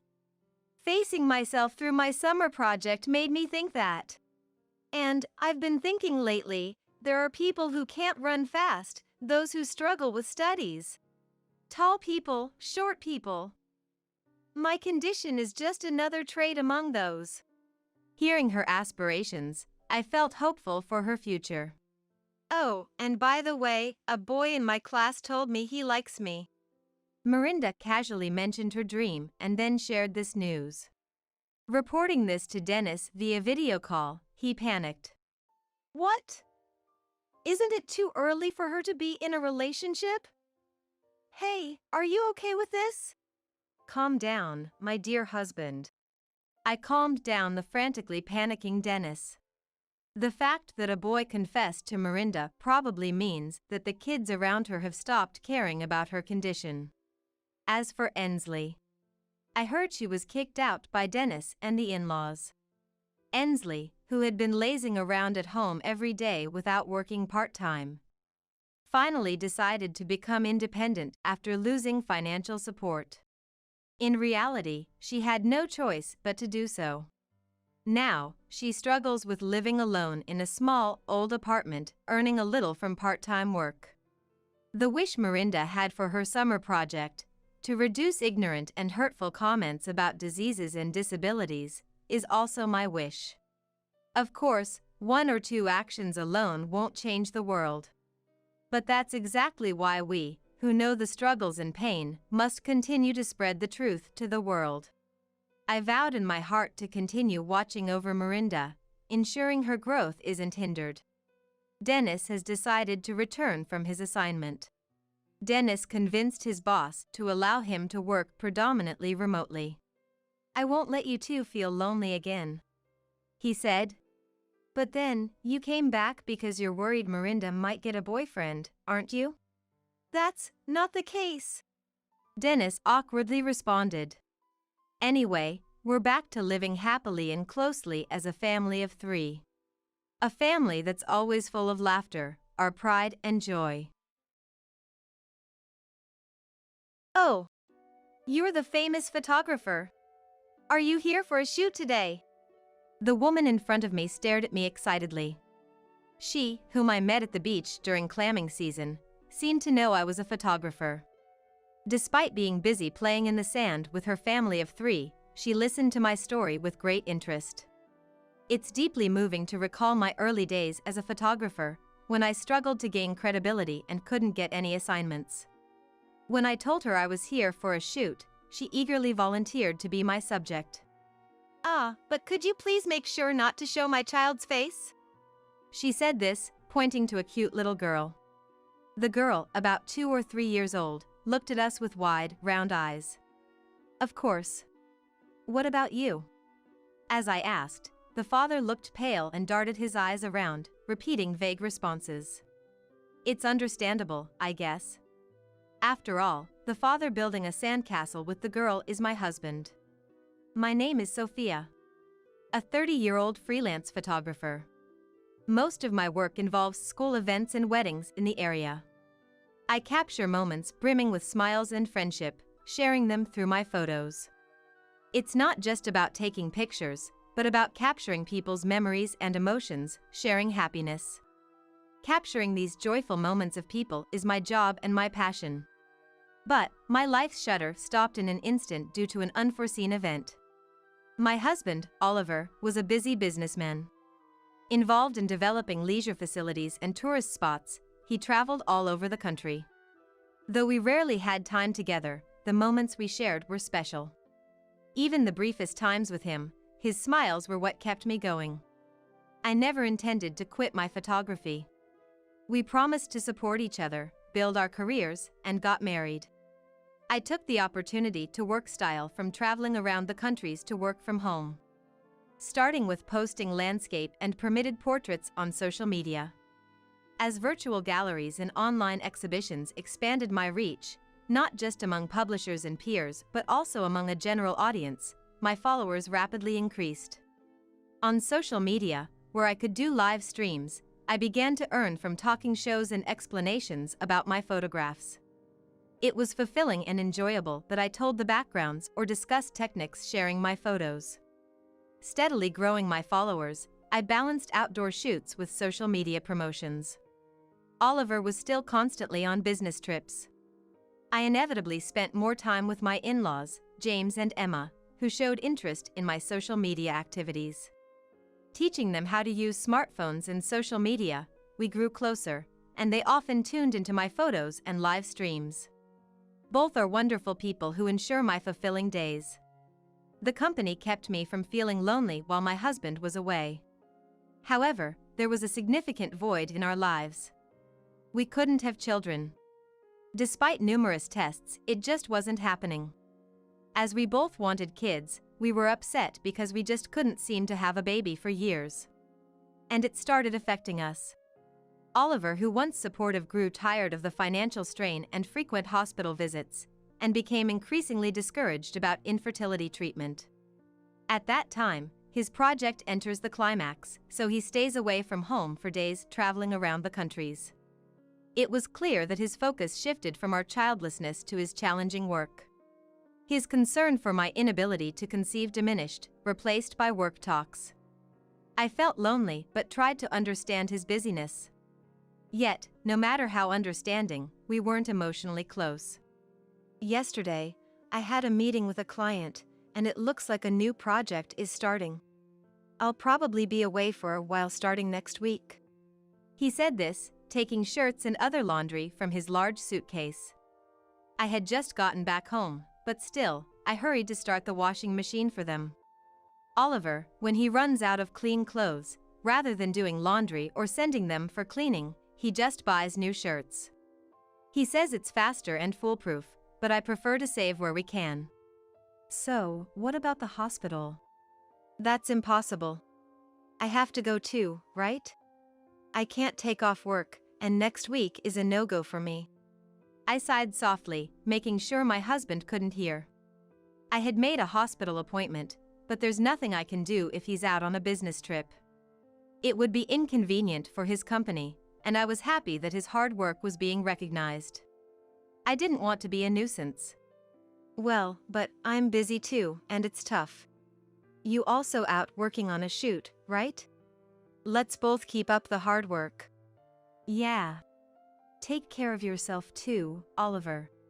I was dismissed so easily, yet I didn't speak my mind. Maybe he doesn't want kids anymore. But I'm too scared to ask if that's really the case. Should I just accept it quietly, or should I bring it up, even if it's roundabout? I'm torn. I'm good at capturing people's joy and sorrow through my camera. But now, I'm just going through the days, not even aware of my own feelings. I feel like I'm getting trapped inside the frames of my photos. Then, one day, a well-textured white envelope arrived at our house, with a logo of a famous resort company on it. It didn't seem like just another piece of direct mail, so I hurriedly opened it. Inside was a voucher for a stay at a luxury hotel by the sea. And it appeared to be for 3 people. Why was this sent to us? With a sense of foreboding, I quickly went to my husband. "Oliver, this came in the mail. Do you know anything about it?" Of course, I wasn't accusing him from the start. I made sure to ask in a way that didn't sound confrontational, just casual. He stopped reading his newspaper and looked at me. His expression was blank, but his eyes narrowed slightly, almost glaring. I'd never been looked at like that before, and I couldn't hide the chill in my heart. "Oh, that. A colleague couldn't make it, so it was booked in my name. It's nothing weird, so give it back." He reached for it. Without saying a word, I handed over the envelope and tickets. Oliver snatched them from me. But when he saw the name on it, he looked back at me, clearly annoyed this time.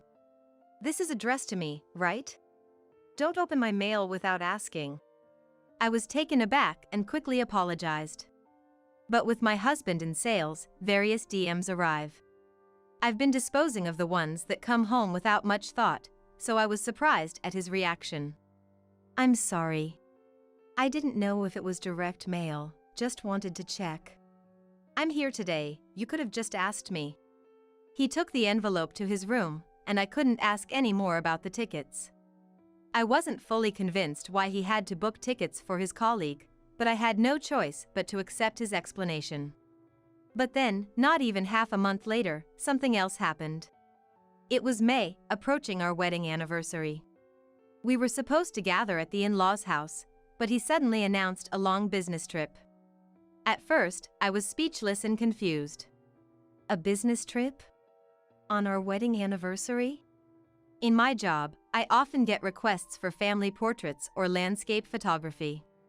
But I had plans, so I had taken the day off. Normally, a regular company, including Oliver's, would be off on Memorial Day.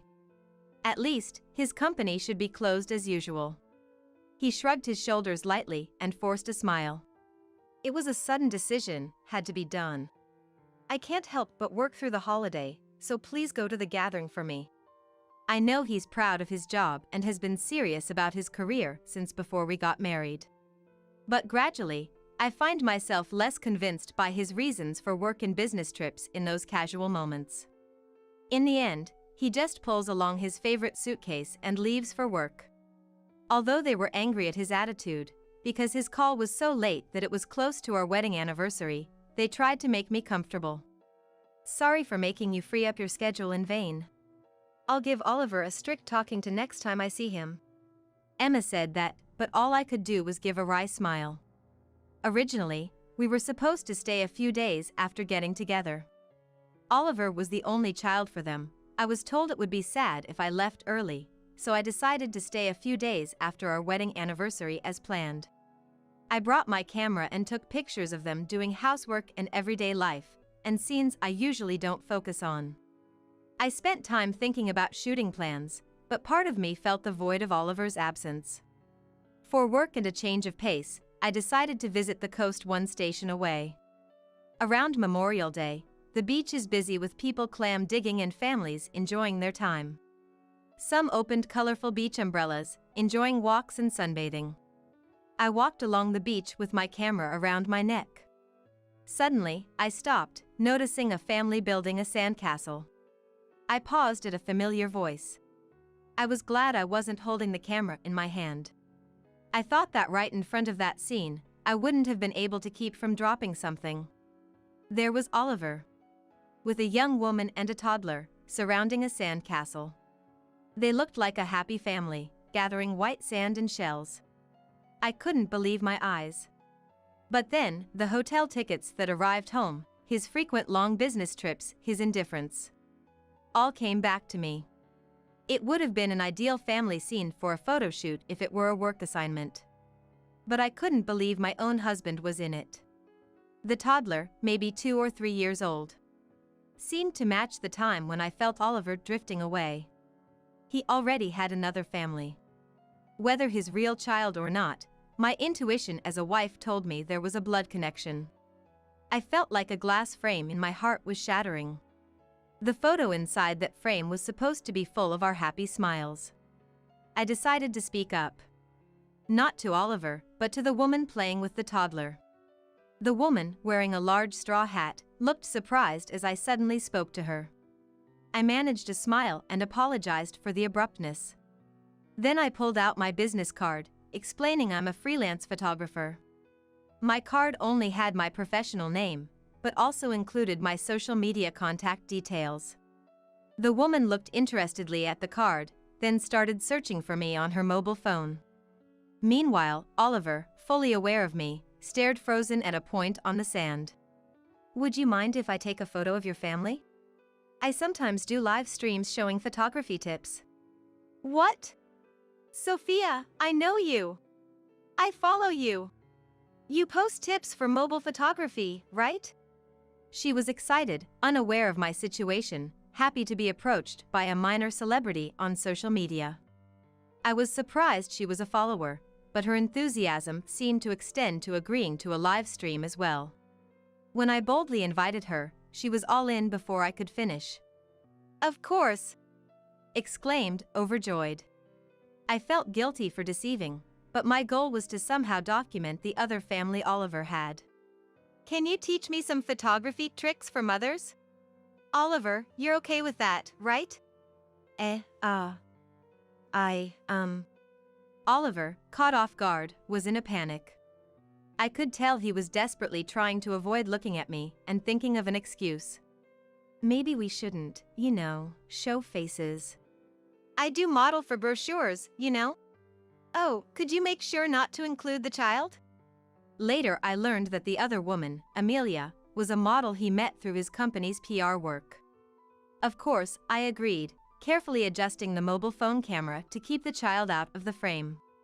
I set up for immediate streaming and started a live broadcast under the guise of teaching Mother Amelia.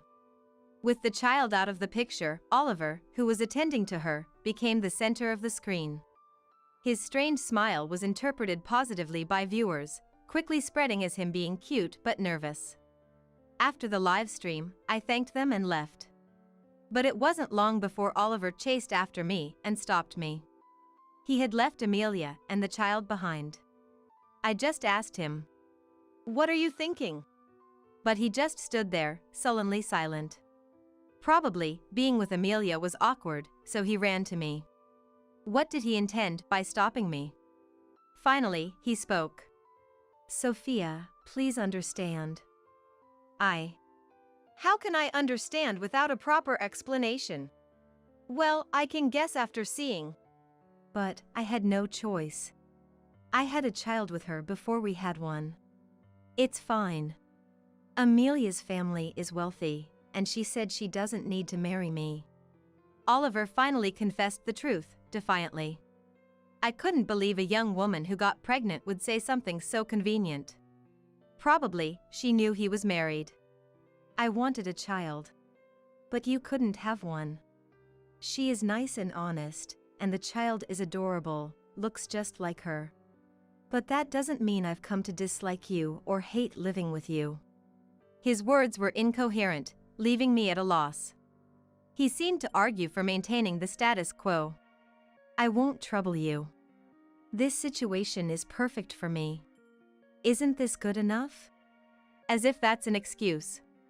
I should have argued back. But I was so overwhelmed with pain, I lost my voice. My husband, seeing me silent, sighed as if he had convinced me, and was about to leave. But then, unexpectedly, two people arrived. It was James and Emma. "Oliver! Who is that woman and child?" James, red-faced, shouted. Oliver was shocked by the sudden appearance of his parents. "What? Why? I saw it on the live stream notification.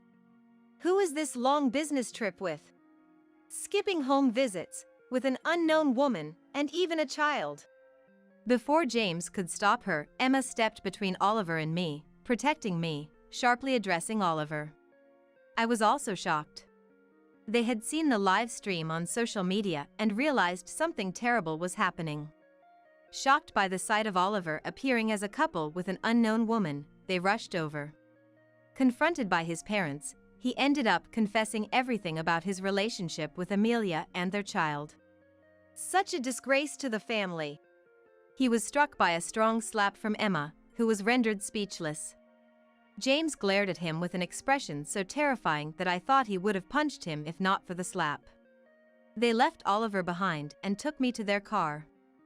Following their apologies and strong recommendation, I decided to divorce. After exposing Oliver and his affair with Amelia and securing compensation from them, things settled down for a while. However, as the divorce proceedings and investigations went on, various truths came to light. Firstly, Amelia truly knew Oliver was married. Given her willingness to have a child without marriage, it seemed she had prepared herself to some extent for a relationship with a married man. She had tried to keep the issue under wraps not just for money, but probably to keep Oliver around as long as possible. Upon realizing this, she became outraged and blocked all my social media accounts. Not only that, she started posting recklessly on various platforms, inadvertently revealing herself as the other woman, which only garnered sympathy for me.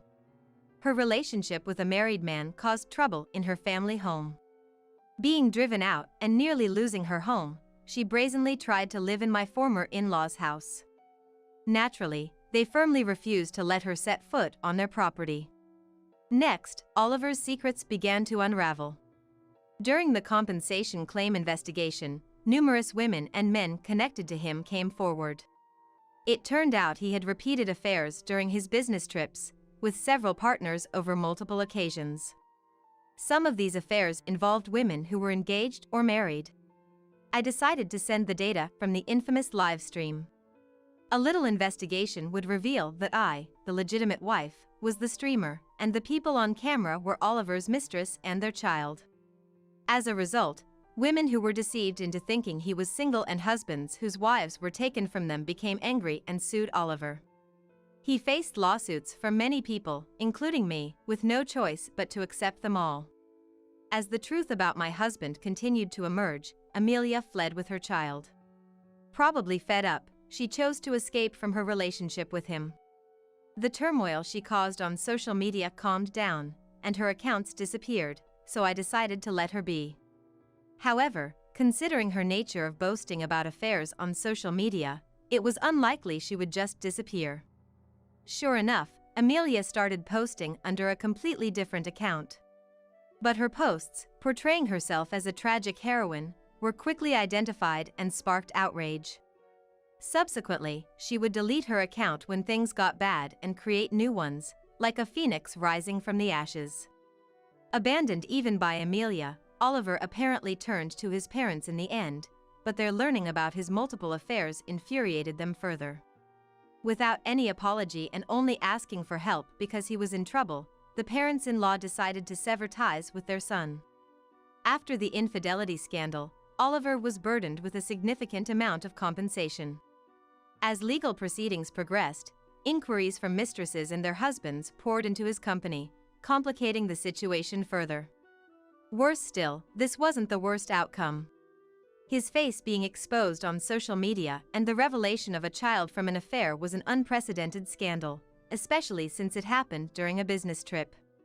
The information spread quickly, and comments of shock and anger flooded related facilities and reviews associated with his company. The drop in trust due to the scandal spread both internally and externally, prompting the management to feel a sense of crisis and rush to devise strategies. However, not being familiar with crisis management, they were forced to hastily consult experts and develop communication strategies.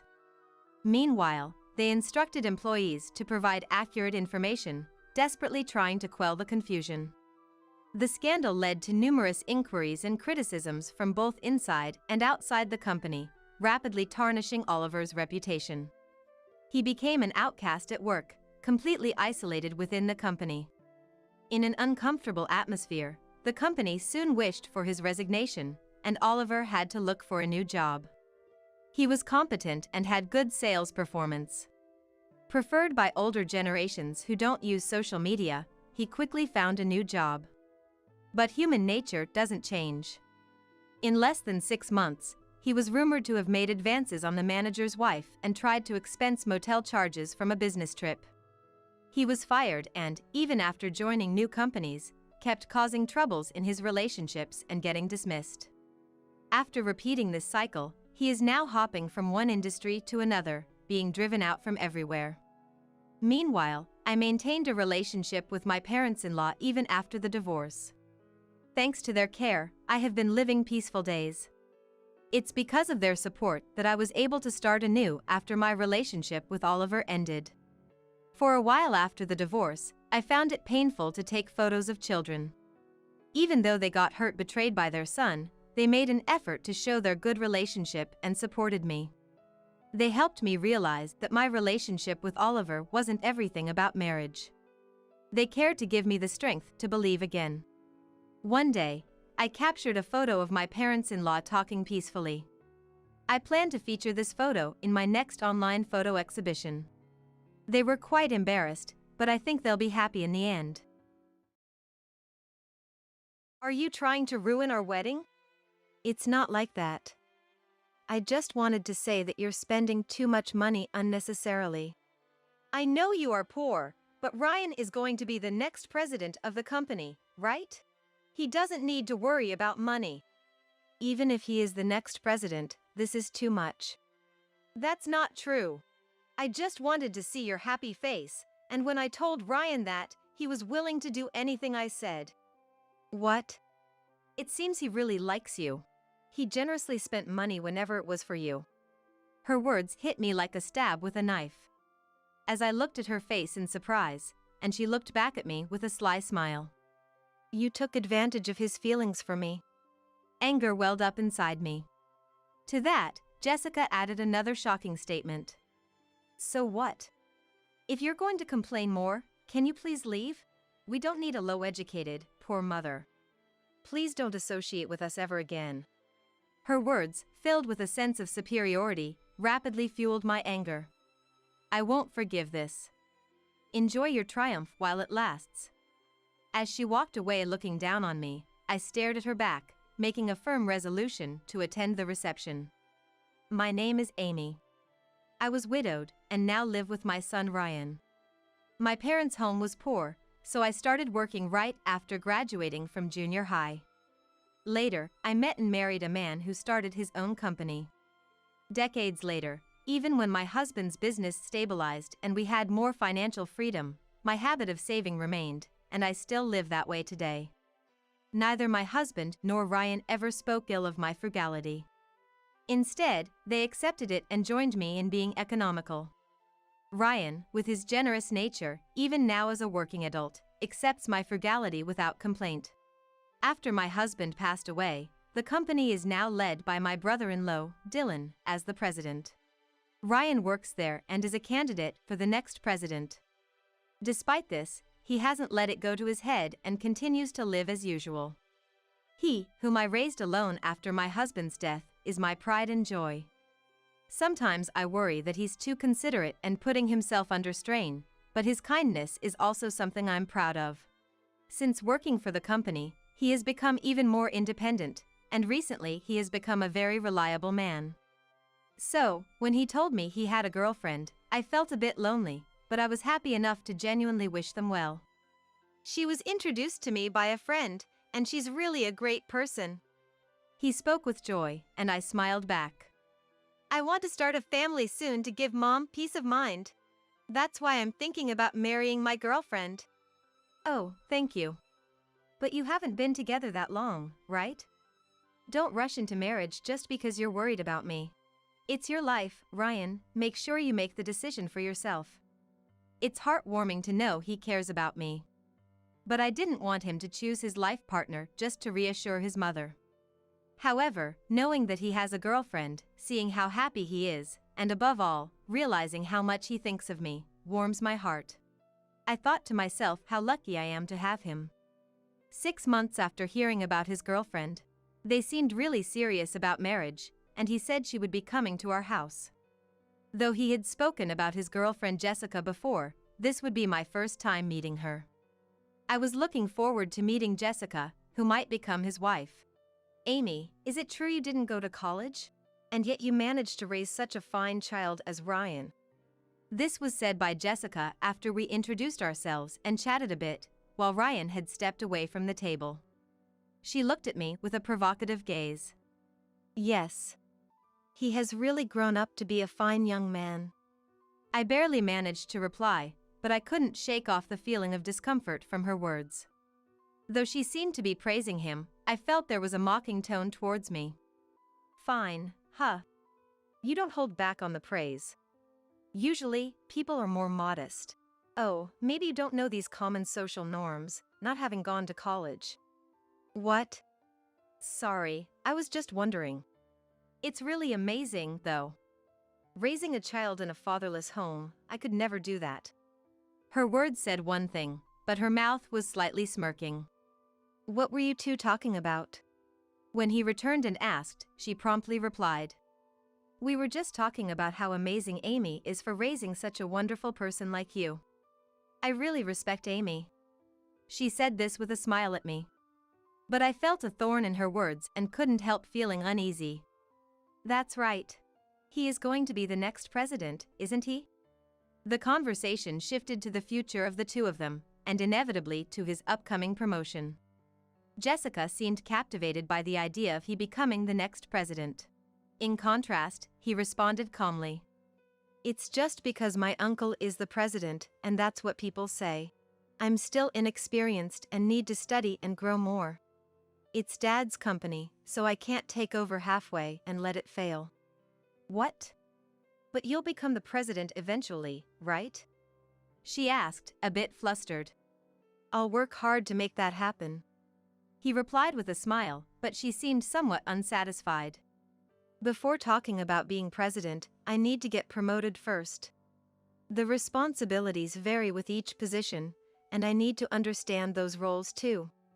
When I gave this advice, he nodded firmly. Her eyes sparkled again. When you get promoted, your salary will increase, right? Since you're talked about as the next president, I guess your income will keep getting better. Her interest seemed piqued by words like next president and salary. The discomfort I felt towards her remained even after she left. Hey, I hate to say this, but do you think Jessica is marrying you for your money? She seemed really interested in your salary and the talk of you becoming the next president. I couldn't help but ask him. It's his life and his family.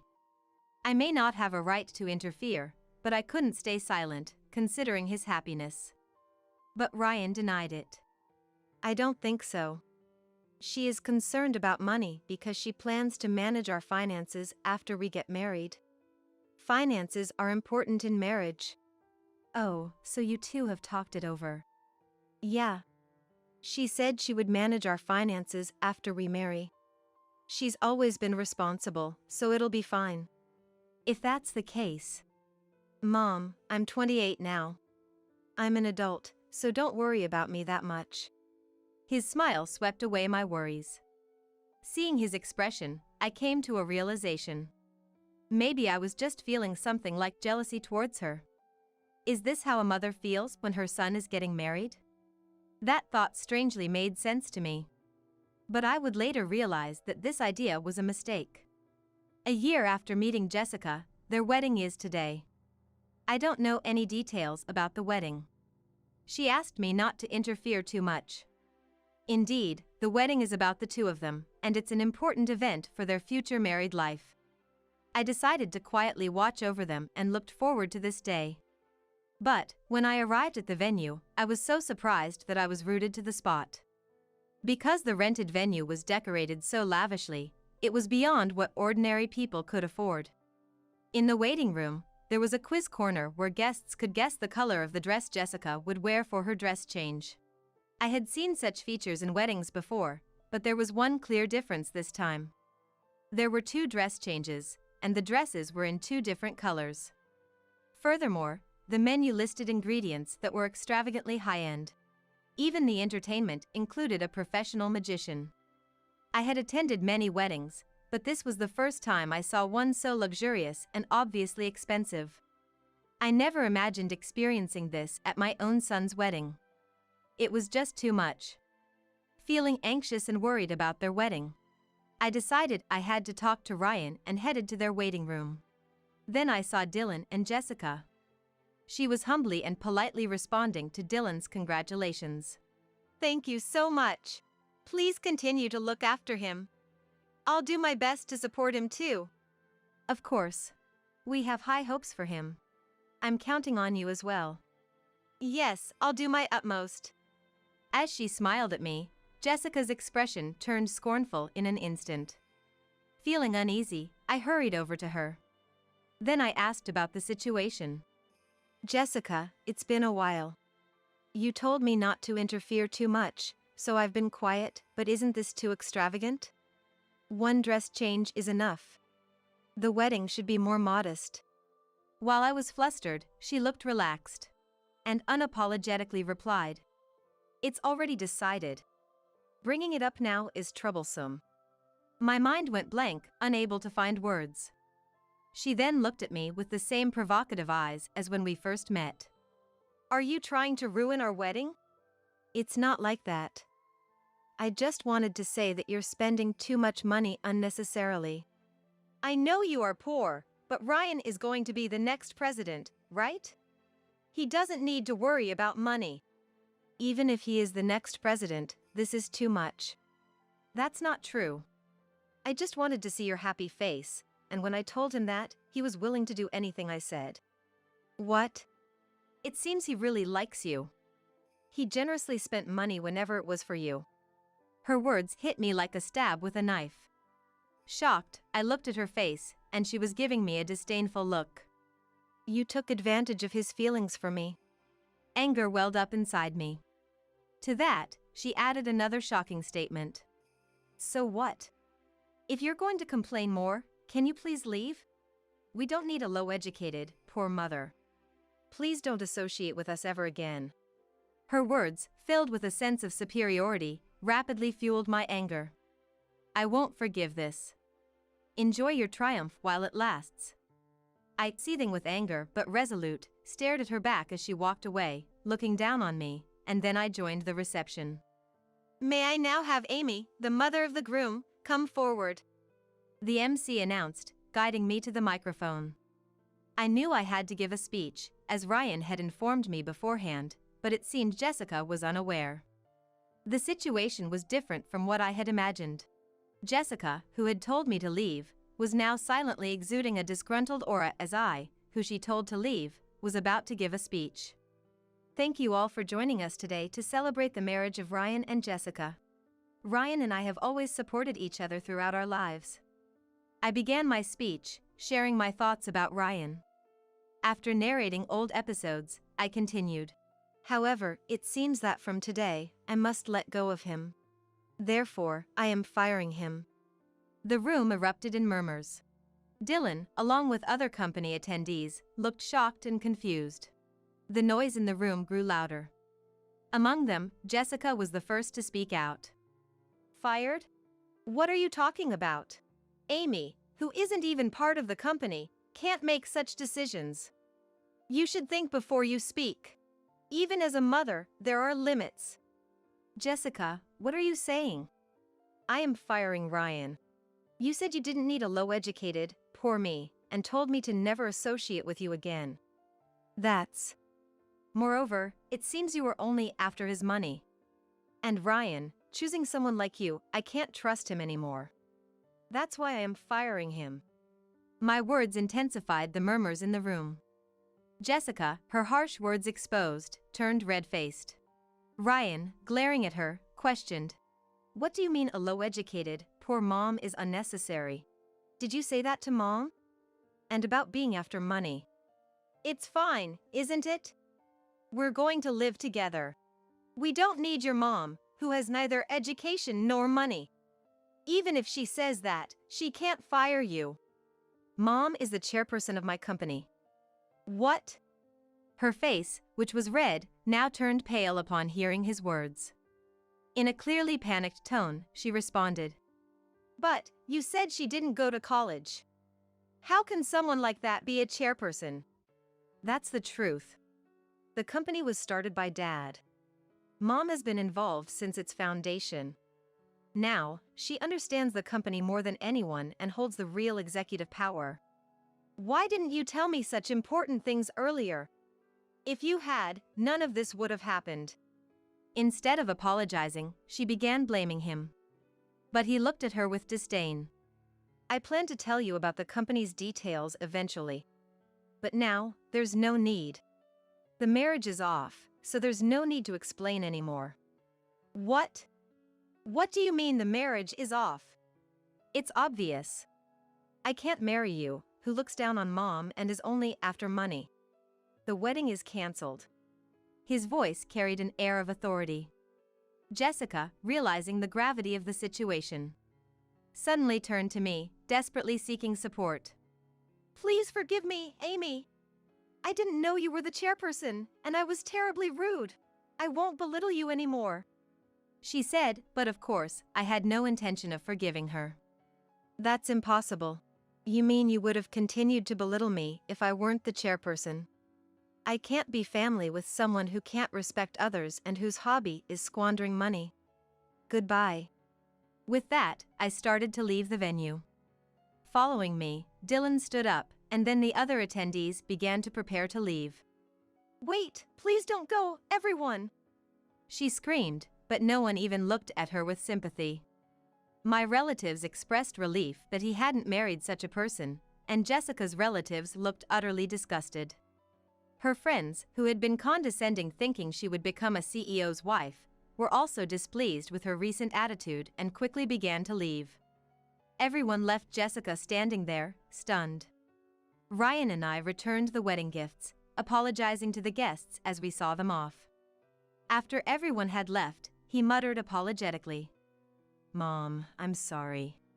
I wanted to reassure you, but instead, it turned out we can't even work together anymore. That's why I told you not to worry about me so much.